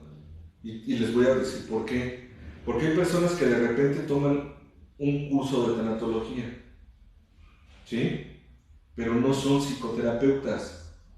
Entonces la persona que toma un entrenamiento, por así llamarle, para entender algunos aspectos tanatológicos, sí puede abordar una contención. Pero lo que tú acabas de comentar de cuando te regresas a las raíces, ahí estamos hablando de psicoterapia. ¿Sí? Entonces ahí es en donde muchas veces empiezan las broncas en el abordaje. O sea, no es lo mismo tanatología que psicoterapia. La tanatología y la psicoterapia obviamente pueden trabajar de la mano. Pero sí es lo ideal, ¿no? Pero aquí la cuestión es, alguien puede tener algún entendimiento de tanatología, sí, pero la cuestión es que van a empezar a brincar muchos elementos. Hago una analogía. Hay quien es rescatista. O sea, sabe dar los primeros auxilios. Exacto. Pero llegando le pasa el informe al médico, trae tanto depresión, trae tales traumatismo, trae esto, y lo pasan con el especialista. Yo creo que esa parte es importante verla, porque son temas que se van a ir muy profundo. Vamos a redundar en ello, ¿no? Uh-huh. ¿En qué momento se vuelve crónico? Puede durar años un duelo, ya lo contestó Alex. Saludos de San Juan del Río, Querétaro, Javier Isla, saludos Javier. Susanito Peñafiel, saludos a todos, muy buen tema, gracias Susanito. Daniel Lozano, en mi experiencia el duelo se volvió crónico cuando me volví disfuncional, hasta en temas fisiológicos, se puede somatizar, ya lo había comentado Alex. Cristian de Blanc, un abrazo enorme e infinitas bendiciones, gracias. También allá anda Álvaro Antonio Aguado A, pensé que era R, pero es A. Algo muy importante aquí, perdón Roberto, es, mencionó Daniel la parte fisiológica. Cuando no hay una expresión del duelo, el mismo organismo, o el sistema nervioso, vamos, sí, va a buscar la forma en la que se exprese. Empezar a somatizar. Claro, y a veces es como si el cuerpo dijese, es una analogía. O lo sacas tú, lo saco yo, pero de alguna manera tiene que salir. A mí me decía un médico muy querido por mí, me decía, o te abres, o te abro, así es, como quieras, o lo trabajas, o lo procesas, o te lo sacamos con un bisturí, que casi siempre va a ser la vesícula, pero sin agraviar a nadie, pero dicen que eso pasa. Pero o lo trabajas, o tu organismo lo va a trabajar, que ya es la fase final, Alex, o sea, ya es cuando ya llegar a la parte de la somatización, ya es de los puntos finales. Decían los filósofos de la Grecia primitiva, ¿no? Uh-huh. Decían, lo primero que en el ser humano enferma es la mente, después enferma el alma, uh-huh, y después enferma el cuerpo. Sí. O sea, cuando el cuerpo ya enfermó por cuestiones emocionales, ya vas en la tercera etapa. Ya vas en la última fase, ¿eh? Sí. O sea, ya no es ni siquiera negociable atenderlo, uh-huh, porque lo que sigue es que algún órgano o algún sistema, sí, se va a atrofiar, y a veces de manera que la biodecodificación, y que es la base de la vegetoterapia, uh-huh, habla de cómo se empieza a dar un fenómeno a nivel organísmico, y ya habla y que hay que saberlo trabajar, porque la memoria del trauma queda en el cuerpo, pero hay que saberlo trabajar, que lo vamos a ir viendo también en estos aspectos. De acuerdo. Todo lo vamos a ver de acuerdo a las etapas del duelo según Robert Cavanaugh, para por lo menos dejar abierta esa puerta y continuar en la siguiente sesión. ¿Te parece, Alex? De acuerdo. Primera etapa, ¿sabes algo de eso? A ver, ¿cuál es la primera etapa? Si no mal recuerdo, es la negación. La negación. ¿No? La negación está en todos los procesos de pérdida, y de verdad me atrevería a decir que en todos, lo primero que se hace presente es la negación. Uh-huh. Las etapas dentro del proceso del duelo pueden venir no precisamente en el orden que les vamos a comentar.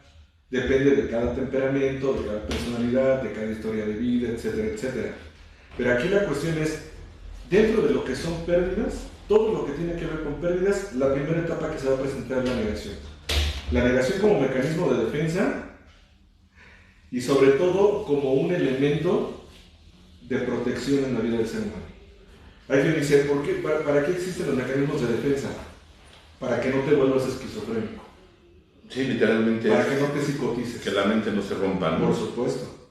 ¿Cuál es el punto, Alex? Que desgraciadamente a veces se han malbaratado los conceptos psicológicos. Y hay personas que, no sé si te ha pasado, que te dicen, es que vengo porque estoy en negación. Sí. A ver, el que está en negación, los que de alguna manera fueron alcohólicos, neuróticos, codependientes, la primera vez que te dijeron... No les digas que fueron porque se van a dar de alta, ¿eh? No, o sea, fueron con síntomas. Ok. Sí. No, de todos modos hay quien sabe que es alcohólico y sigue bebiendo los fines de semana. Ok. Tenemos visitas aquí.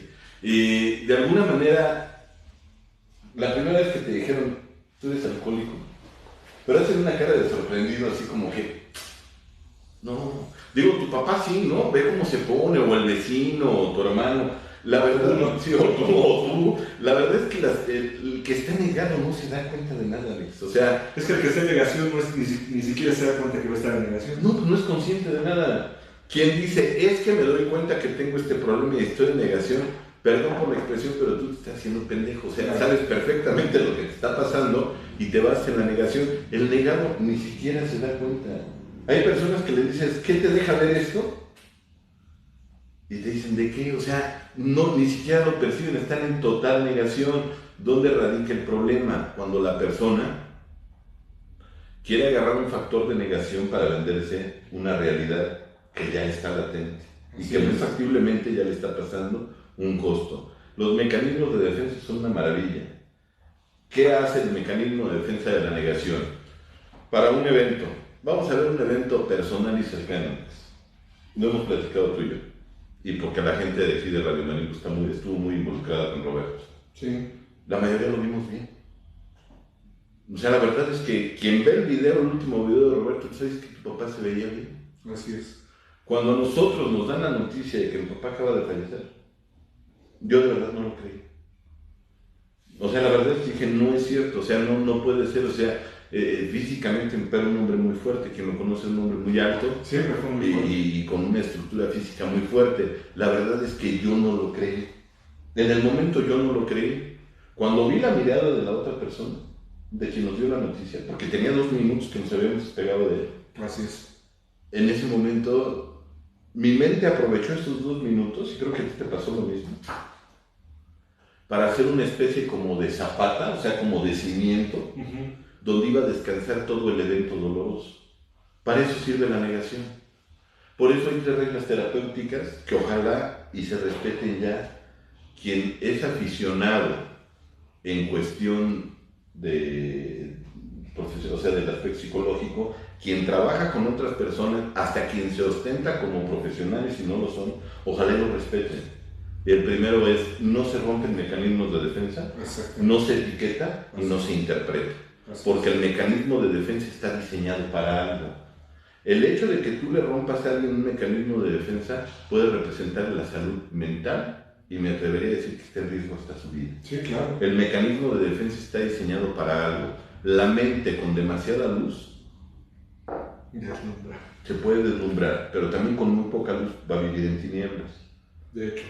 La mente lo que alcanza a ver lo puede procesar. Si le das más información o le reflejas cosas que no es momento que vea, que no alcanza a ver, puede entrar en un shock, en una crisis, y de verdad puede atentar. Decías tú, la negación está diseñada para que no se dé un fenómeno de esquizofrenia.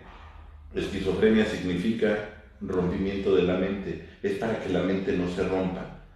La persona va a entrar en negación y su mente, de verdad, si tuviéramos la ciencia tan adelantada como para poder observar las rutas mentales y la estructura neuronal, cómo empieza a trabajar, pero a marchas forzadas, haciendo toda una red, una conexión neuronal para poder convivir con el evento traumático. Y ya una vez que esté establecido eso, ya la persona puede romper la negación. Pero la negación, quien no tiene esa capacidad de negar un evento traumático, muy factiblemente, a una edad muy temprana, mentalmente se fue de esta realidad. Así es. Porque no tenía defensas, es como un cuerpo sin sistema inmunológico, o sea, no tiene con qué defenderse. La negación es parte de la misma enfermedad. Y qué bueno, porque le permite hacer una estructura psicológica para poder sobrevivir a eventos traumáticos, y esa es una garantía de sanidad. El organismo va a buscar de manera natural la homeostasis, y el organismo lo hace también la mente. La mente va a buscar el equilibrio, y como ya se tienen los elementos, entonces voy a dejar pasar la información. Pero la persona que está negada es porque todavía no puede convivir con ello. Y tú a alguien le dices, oye, vi a tu pareja en esta situación con alguien, no, no creo, me tienes, está bien, o sea, es más, si no lo ve, ¿para qué se lo dices? A veces en el afán de hacer llorar al otro, o de hacerlo pseudo trabajar, se le rompe un mecanismo de defensa a la persona y puede entrar en una total desincronía, o sea, puede entrar en un proceso totalmente desacomodado a nivel mental. Sí. Y puede tener hasta regresiones muy violentas, que algunos le llaman enchanklados. No, se rompió un mecanismo de defensa de manera irresponsable y la persona entró en un shock. Una disociación, ¿no? La mente se disocia. Y regresa a una etapa donde se siente seguro, donde se siente seguro. En alguna etapa de su vida se sintió seguro, muy factiblemente se regresará a ella. O puede crear precisamente un alter ego una personalidad alterada, vamos, más segura, maximizada, más segura, y a eso muchos le llaman, es que se enchancló, no, más bien el que se enchancló fuiste tú, pero de ver que el otro, la posibilidad que tuvo fue la de crear un alter ego que precisamente lo protegiera en ese momento, ¿no? Sí. Aquí la cuestión es, y de verdad, respetar el trabajo de cada quien, pero necesitamos verlo también las cosas desde un filtro de certidumbre. Aquí me gustó mucho la analogía que hiciste ahorita, Roberto, la de una mente sin mecanismos de defensa es como un organismo sin sistema inmunológico. Uh-huh. Ahora, aquí la cuestión es para que un mecanismo de defensa se conciba como tal, tiene que ser inconsciente. Sí. O sea, para que algo sea un mecanismo de defensa, la persona no es consciente de ello. Las personas que tienen un proceso llegan a darse cuenta casi de manera inmediata cuando se estaba presentando un mecanismo de defensa. Uh-huh. Pero obviamente tiene que ver con la velocidad de procesamiento que ya tiene la persona. Aquí la cuestión es, la negación no se presenta precisamente en forma de negación. No sé si me expliqué. Sí, no, es decir, no. Exactamente, existen muchos mecanismos de defensa, por supuesto. Y no siempre la negación se presenta en forma de negación. ¿Pero por qué? Quiero ser muy puntual en este sentido. Porque si lo vemos de una manera abierta, de una manera no reduccionista, todos los mecanismos de defensa son una forma de negar la realidad. Llámese racionalización, justificación, proyección, que es de las más comunes, ¿no? La proyección, una formación reactiva, que es pensar y sentir cosas estando lejos de la realidad, maximizar algo, minimizar algo, sublimar algo. De una u otra manera, todos los mecanismos de defensa son una forma de negar la realidad. ¿Por qué no todos se llaman negación? Porque no todos se presentan en forma de negación. Cada uno se presenta con sus características, sin embargo, sí son una manera o una forma de negar la realidad. Obsérvalo tú, y ahorita es importante ver lo que está sucediendo a nivel social. Aquí anda un famoso, pues, ¿qué vendría siendo? Personaje de la televisión norteamericana, el Women, de acá. Y él estaba el día que mi padre falleció. Y está afuera de los hospitales, está la Guardia Nacional. Sí. Y están con armas largas. Porque quien lee un poquito, o sea, no quien lee un libro, sino quien lee un poquito las reacciones sociales, así es, se dan cuenta que una manera de negarlo es a través del desplazamiento, así es de la proyección. Muy, muy común. Entonces, cuando pierden un ser querido, muchas veces puede hasta sobre los médicos, hasta sobre las instituciones. Y esa persona no está racional en ese momento. Mucha gente estuvo haciendo preguntas incómodas de qué murió mi padre. Mi padre traía problemas de la presión, y traía problemas de la diabetes, y tenía problemas también ya pulmonares fuertes de tiempo atrás. Se juntaron muchos factores que le afectaron de manera global a mi padre. Pero hay una zona ahí que es de COVID, ¿eh? Sí. Y una persona que está desesperada porque su familiar está muriendo, le vale madre y se mete, ¿eh? Se brinca y puede... pasó, ¿no? Hace poco tiempo. Sí, un video muy viral en Ecatepec, ¿no? Porque la persona en ese momento está doliente y está en negación. ¿Qué hace? El mecanismo de defensa que se puede manifestar como negación a veces se da como desplazamiento. Y tú eres el culpable porque no lo atendiste como lo tenías que haber atendido, y es un pinche complot. Empezaron incluso a agredir a los médicos y enfermeras en las calles, o sea, cuando andaban en la calle. Y puede sonar cruel, pero es normal. O sea, si lo vemos psicológicamente como un proceso de duelo, es normal. La persona va a desplazar como una manera de negar lo que está sucediendo. Así es. Por eso es importante saber dar contención.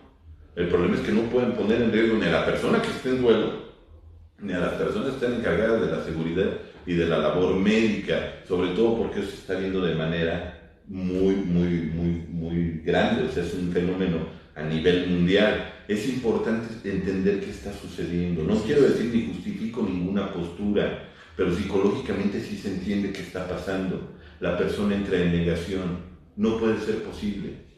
Y quien está desde afuera empiezan a hacer comentarios a veces muy fuera de lugar.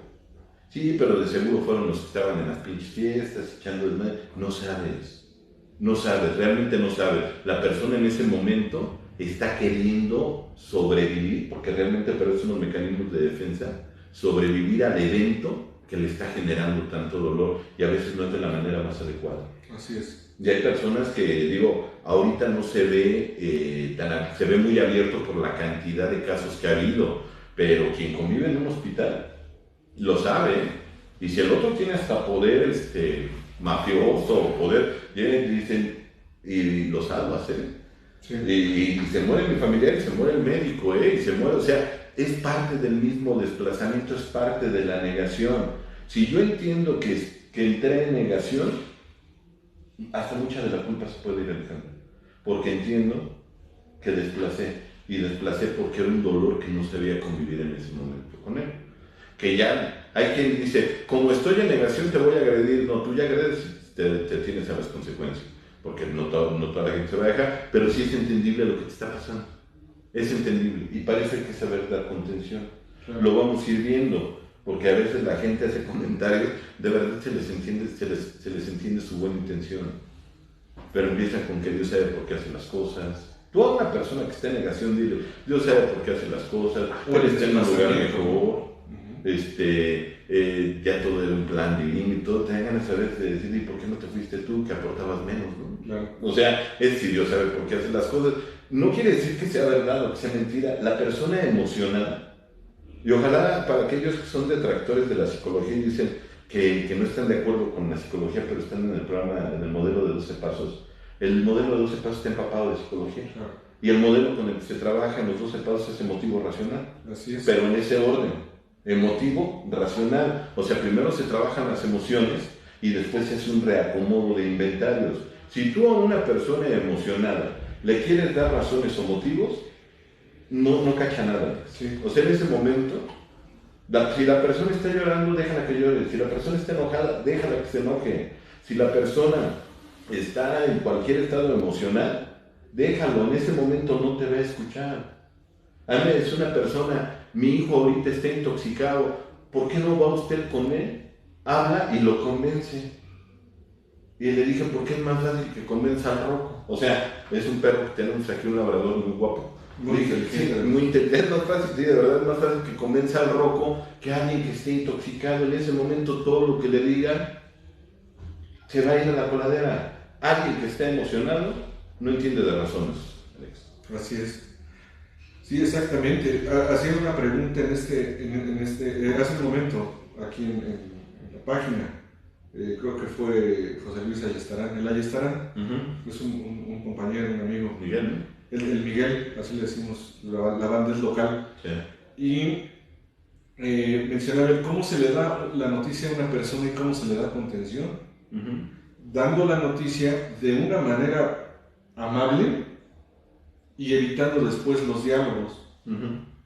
Porque por lo regular después de dar la noticia viene el acéptalo, resígnate, tranquilízate, no llores, o sea, perdón, la persona ni siquiera está alcanzando en ese momento a procesar. No. O te la empiezan a dosificar de manera muy violenta, Te voy a decir algo, pero no te vayas a poner mal, y entonces te empiezas a pensar lo peor, y a veces es lo peor, Sí. Pero pues le generas al otro más ansiedad. Sí, ahorita que se está viviendo un duelo colectivo, algo que es muy importante es entender que también se están dando fenómenos de sugestión colectiva, precisamente atendiendo a lo que es el tema de psicología de las masas, ¿no? Ajá. O sea, ¿por qué están pasando algunas cosas dignas de atenderse, dignas de considerar? Porque en la psicología de las masas, cuando los seres humanos estamos reunidos en una multitud, lo primero que se va a dar es un contagio mental. Como por ejemplo lo que estaban diciendo, es que están matando a la gente, ¿no? No, pues vete a las luchas, ¿no? Claro, sí, por supuesto. Sí. Es que están matando a la gente, ¿no? Perdón, la gente ya llegaba muy mal. Entonces obviamente están matando a la gente. Eso es contagiar una idea. Sí.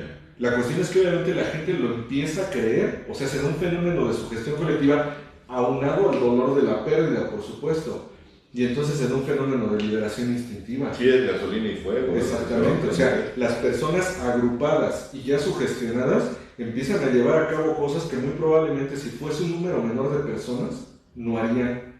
Sí. Como por ejemplo linchar a alguien o empezar a agredir abiertamente al personal médico. No lo sé. O sea, son cosas muy delicadas. Muy delicadas que obviamente están relacionadas con el duelo. Pero precisamente por eso también es muy importante hacer una intervención oportuna de alguien que esté en duelo. Les voy a poner un ejemplo nada más de lo que es el desplazamiento. Cuando una pareja pierde un hijo, o sea, cuando una pareja de padres pierden un hijo, es muy importante que empiecen a tomar una atención psicotanatológica. ¿Por qué? Porque si no, la estadística marca que aproximadamente el 80% de las parejas que pierden un hijo terminan separándose. Empiezan a desplazar. Es que se desplazan del enojo entre ellos. O sea, muchas veces el desplazamiento va a ser hacia lo más cercano, ¿eh? Y el otro dolorido, pues no va a... Exactamente. Entonces, entre los miembros de la pareja, o los padres en este caso, se empiezan a golpear, o sea, se empiezan a lastimar, pero además sin la intención de hacerlo. Pero lo que pasa es que es un desplazamiento. Parte del mismo dolor. La estadística marca que un gran porcentaje de las parejas que toman atención terminan resolviendo juntos el duelo, o por lo menos aprendiendo a vivir con ello, ¿no? Sí. Ahora quiero aclarar algo, la intervención tanatológica no es que te va a dejar de doler, es que va a abrir una perspectiva de cómo procesarlo. El dolor. Porque hay quien dice, ¿cuándo me va a dejar de doler? No tengo idea, o sea, no lo sé, lo único que tiene ese umbral y ese termómetro emocional eres tú. Sí. O sea, el punto es, no existen tampoco varitas mágicas, ¿no? No es una condición de magia, ¿no? Para que las cosas dejen de sentirse o se empiecen a sentir otras cosas. Es una cuestión de consecuencia. Y que le va a ayudar al otro, ¿no? Me imagino también, tú has trabajado mucho con este tipo de personas, Alex, que me imagino que después de un fenómeno así salen muy fortalecidos. Por Digo, el dolor, creo que de perder un hijo te va a durar toda la vida. O sea, el dolor no punzante, sino lo adolorido de todo la representación de ti en un hijo. Digo, si como hijo la pérdida de un padre es la locura, me imagino que como padre es de verdad algo, pero es cuando más necesitas al otro, y cuando el otro más te necesita a ti, ¿no? Sí, y la realidad es, perdón, no trato de convencer a nadie, ni tampoco de atentar contra las emociones de alguien que a lo mejor no lo haya sentido así, pero la muerte de un hijo, por lo menos lo que se tiene contemplado, por lo que se ha observado, por lo que se ha trabajado, es que la muerte de un hijo es mucho más violento. Sí. ¿Por qué? Por la línea. O sea, dice Jorge Bucay que nuestros hijos los vemos como una extensión de nosotros mismos, pero a nuestros padres no. Nuestros padres son los que nos ven como una extensión de ellos. Entonces la línea de continuidad es lo que marca la intensidad y la violencia del duelo. La muerte de mi padre, por supuesto que es uno de los dolores más agudos que yo he sentido en la vida, ¿eh? O sea, de eso estoy totalmente convencido. Pero otra condición, como por ejemplo la muerte de un hijo, o sea, mis inventarios no lo alcanzan a dimensionar. Pues estaba pensando en eso cuando íbamos a empezar el tema, que todavía ya venía esto en camino. De verdad, dije, ¿qué fue? O sea, qué mala onda que mi padre no, porque pues, si transmitíamos juntos, ¿no? Ya estábamos empezando a transmitir juntos. Pues qué bueno que tú no pasaste por esto, ¿no? O sea, si para mí es doloroso, el que me hubiera ido yo o alguno de mis hermanos hubiera sido un punto mucho más difícil. Y eso es algo que vamos tocando más adelante, porque a veces la gente dice que por qué se va mi abuelita, por qué se va mi padre, mi madre, porque a mí me lo comentó en algún momento un ser que yo amé mucho y que sé que era tu adoración, mi abuela Alejandro. Sí. Y decía, también uno se cansa de vivir, ¿eh?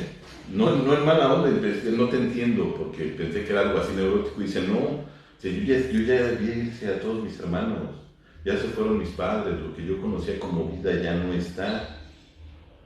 Yo no quiero ver que se vayan mis hijas, ¿eh? O sea, esa parte hay que aprenderla también a respetar, y para eso hay que haber trabajado en vida si se tiene oportunidad. Yo les comentaba qué importante es los que tenemos padres, todavía por lo menos uno, mi madre todavía vive, yo la veo con mucha salud, a mi madre la veo muy bien, es el momento de disfrutarla. Yo lo comentaba abiertamente en mis compartimientos, los años que te da el programa con tus padres vivos, ese tiempo es, sin consumo, lógicamente, ese tiempo es de verdad oro molido, porque puedes cerrar muchas cosas. Y mi padre, yo sé que por lo menos a las transmisiones bien, donde ande, yo sé que me escucha, y la verdad el tiempo que compartimos con él en el proceso de recuperación, de verdad ayuda a sanar muchas cosas. Claro. Esa parte es la invitación, quien tenga a sus padres vivos, pues a sanar, ¿no? A trabajar, a vivir los duelos que se tengan que vivir en esa etapa para simplemente que la relación se vuelva mucho más sana, y si en algún momento llega a haber un proceso de despedida, hacerlo con la conciencia de no te debo nada, no me debes nada y vete en paz. Esa es la finalidad, pero lo vamos a ir viendo porque es todo un proceso, no puede ser algo intelectualizado, Alex. Vamos a... Digo, ahorita vimos una de las etapas, son 7, las vamos a ver en los siguientes segmentos de Radio Humanismo 4 y 5. No sé si tengas algo más que aportar, vemos bueno, tienes mucho que aportar, pero me refiero ahorita, vemos los mensajes y dejamos los demás puntos para la siguiente sesión, ¿sabes? Si quieren, podemos ya ponerlo para la siguiente sesión. Okay. ¿Les parece bien? Ahorita me preguntó Josafat sobre si se puede hacer intervención por vía electrónica de las áreas tematológicas. Sí, incluso ahí les puse mi número. De todos modos, en mi página de Face, ahí está mi número telefónico también. Como Alejandro, con abreviatura de Gutiérrez, soy Alejandro GTZ. Y salgo en una foto, es una foto mía en el perfil donde me veo muy guapo. ¿Sí? Que quede claro, no tiene filtros, en serio no tiene filtros. Así salí, por eso conservo esa foto, porque me gustó mucho cómo salí en esa foto. Entonces, pues nada más cuestión de que te pongas en contacto conmigo por WhatsApp. Y quiero comentarles algo. Roberto, me han estado preguntando sobre la sesión que daba mi papá los martes. La sesión que daba mi padre los martes por Face. Sí la vamos a continuar. Me voy a permitir dar yo esos temas. Y vamos a abordar algunos aspectos tanatológicos, pero con relación también a lo que es la oración, o sea, la parte espiritual de la oración y meditación. Nada más, por favor, en la noche yo les confirmo si empezaríamos mañana o el siguiente martes. Probablemente sea mañana. Nada más ya les confirmo, por favor, y sería alrededor de las 8 de la noche. Ya les confirmo el horario también. Pónganle siguiendo a Radio Humanismo y pónganle la campanita para que en el momento en que empieces les avise que el video ya empezó. Pónganle like a Radio Humanismo, porque veo mucha gente que me dice que está muy bueno. Pónganlo en electrónico para que les creamos. Y pónganle siguiendo y pónganle la campanita, está a la derecha del video. Ahí y de todos modos vamos a estar subiendo a Radio Humanismo también las meditaciones que va a hacer Alex. Sí. Dice, entonces, nada más que se conecten a las juntas que vamos, a la sesión que vamos a tener, que esta sí va a ser por Face igual, por el humanismo, y también pues bueno, que sigan las transmisiones de Radio Humanismo. El siguiente lunes, primero Dios, aquí nos vemos. Estamos entre 3 y 10 a más tardar, y vamos a estar trabajando aquí con todo el gusto. De verdad, para mí es como llenarme de verdad, esto hasta me ayuda para salir a mí también más rápido de mi duelo, porque da miedo a veces confrontar lo que hacías con el otro. Entonces, es sanador para todos. Les agradecemos mucho su compañía. Dice Cristian Leblanc, muy interesante, todo lo comparten, tiene toda la razón, gracias. Elida, ¿es Elida o Elida? Es Elida, ¿no? Elida Zavala. Saludos. Nati Murillo, saludos Nati, saludos también a Chavo. Olga Rosa, Alvarado Pacheco, excelente tema, gracias por compartir su conocimiento, al contrario, gracias por acompañarnos.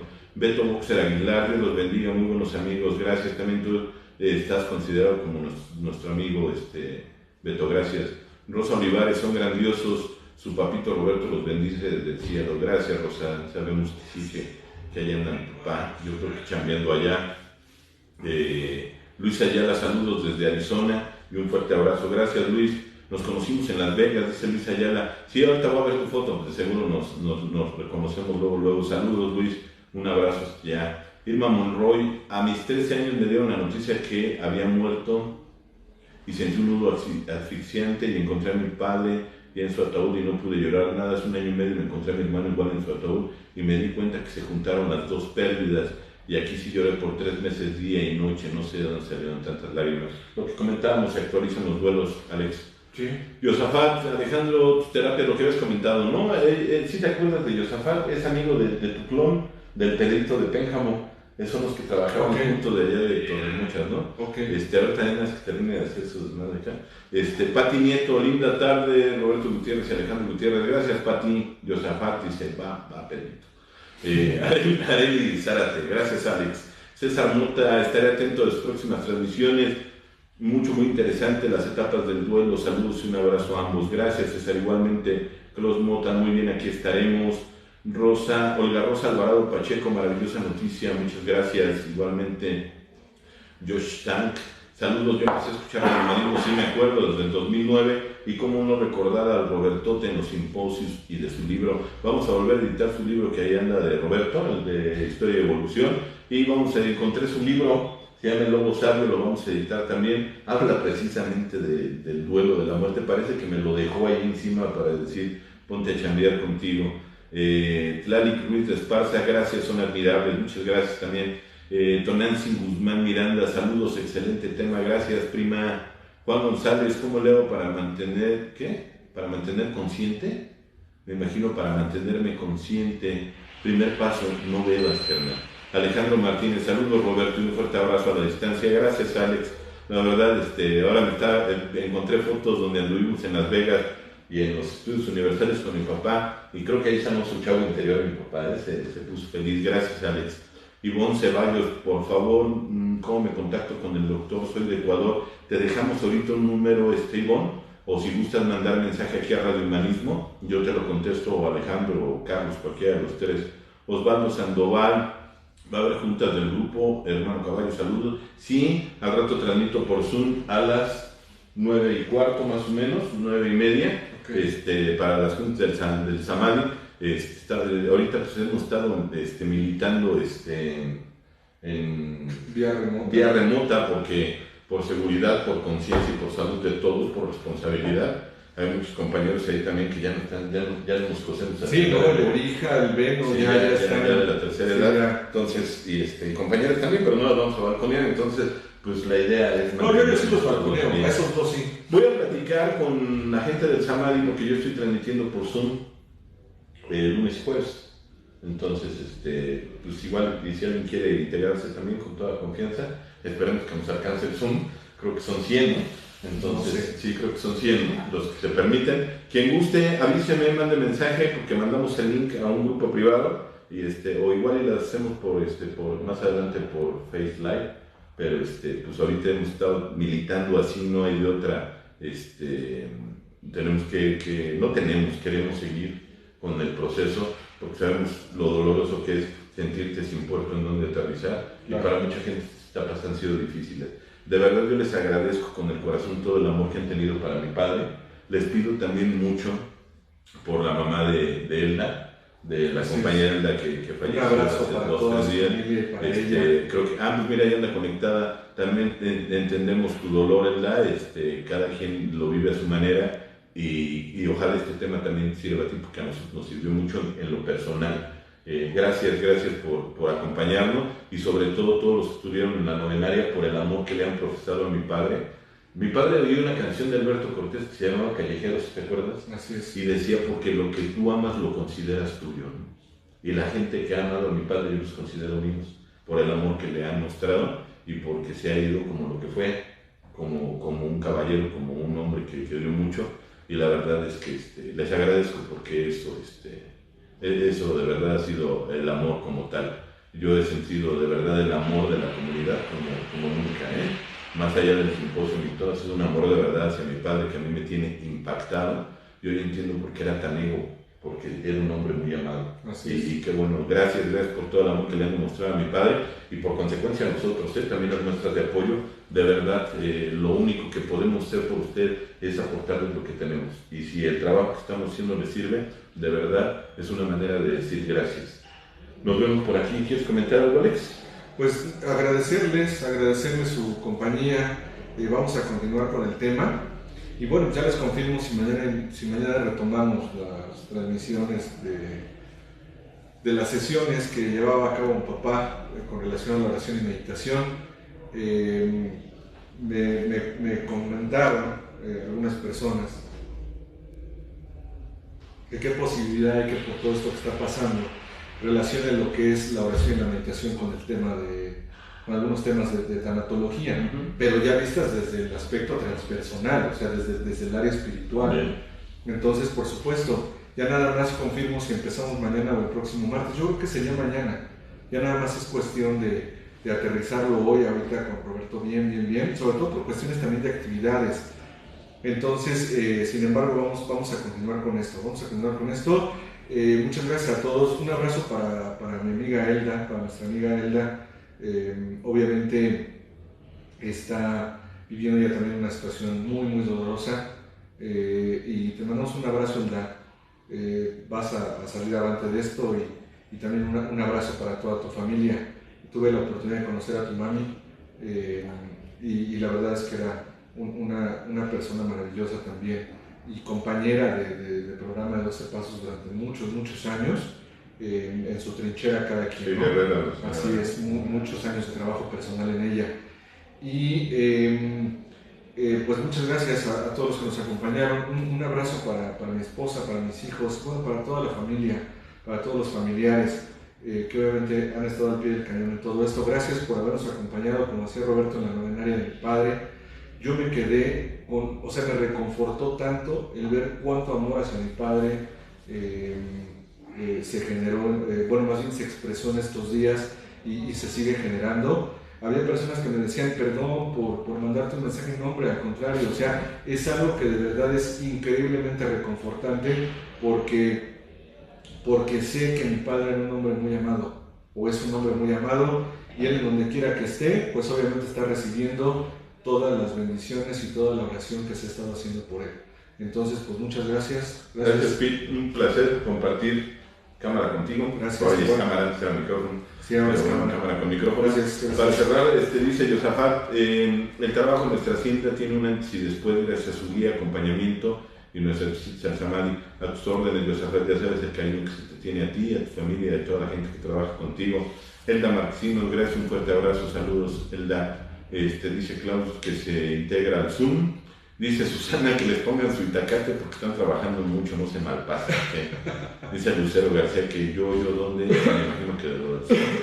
Arely Zárate, a mí me gustaría invitar a que sea a distancia, me manda el link y me deje su teléfono. Javier Isla, Roberto Junior, Alejandro Gutiérrez, gran tema, excelente explicación, gracias, hasta la próxima. A ti, Javier, gracias por estar aquí con nosotros. Verónica también dice que se ve la próxima sesión, claro que sí, a tus órdenes. Dice Carmen Gómez, gracias por compartir, saludos a los dos, también gracias Alex por tu acompañamiento durante uno de los duelos más difíciles de mi vida, extraordinario tanatólogo. Muchas gracias, Carmen.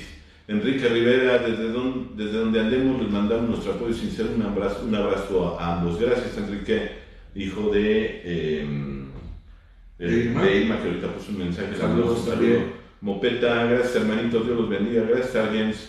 Cristal Gómez, muchas gracias, padrino, saludo. Y también se unió el psicólogo Aldo. Un saludo Ortiz, para mi amigo el Rigo, es Mopeta, ¿no? Sí, un saludo para mi amigo mejor conocido como el Sargent. Así es. Dice Adela García, buenas tardes, necesito comunicarme con Roberto Gutiérrez. Si quieres, mándame tu número, Adela, y ya no sé con cuál de los dos Robertos, porque pues, yo también necesitaba comunicarme con Roberto, porque me quiera. Si me contesta, sí me voy a espantar. Ahorita sería con nosotros directamente, si hay algo ahí pendiente, con gusto. Dice Yosafat, triste saberlo, pero sé dónde está donde sea que esté mi padrino brilla. Gracias. Nat Murillo, muchas gracias, muy buen tema como siempre, gracias. El Metro nos dice saludos, primos, saludos, cuídate, carnal. Arely Zárate, ¿podrías compartirlos? Yo encontré algunos. ¿Cómo? No entendí. Ya, no sé, a ver si me explica. Más adelante continuamos con los siguientes temas. El siguiente sí, claro que sí. Cuídate mucho, gracias a toda la gente que nos acompañó y nos vemos aquí el siguiente lunes para continuar con el duelo. Muchas gracias por su compañía, que Dios los bendiga y como diría mi papá, hasta siempre. Nos vemos más tarde. ¿Cómo estás, Peter? Nos despedimos para esperar con ansia el reencuentro, ¿de acuerdo? Entonces, de repente que dices que los tanatólogos son medio fatalistas, no, más bien los madrazos que dan el realismo, ¿no? Entonces, vamos a despedirnos, compañeros, para esperar con ansia el reencuentro. Gracias por su compañía, gracias por lo más valioso que es el tiempo que cada uno nos brinda. Y bueno, si Dios así lo permite, pues aquí nos vemos el próximo programa y estamos en contacto de todos modos. Gracias a todos, cuídense mucho. Gracias, Alex. ¿Le cortas? De acuerdo. Cuídense. Bye, bye. Para vernos con ansia, pero no con ansiedad, ¿verdad? Así es. Para vernos claro. Con ansiedad. Así Gracias, es. Cuídense. La presente es una producción de Radio Humanismo 4 y 5, la expansión de la conciencia. Radio Humanismo 4 y 5, porque se puede vivir libre de adicciones.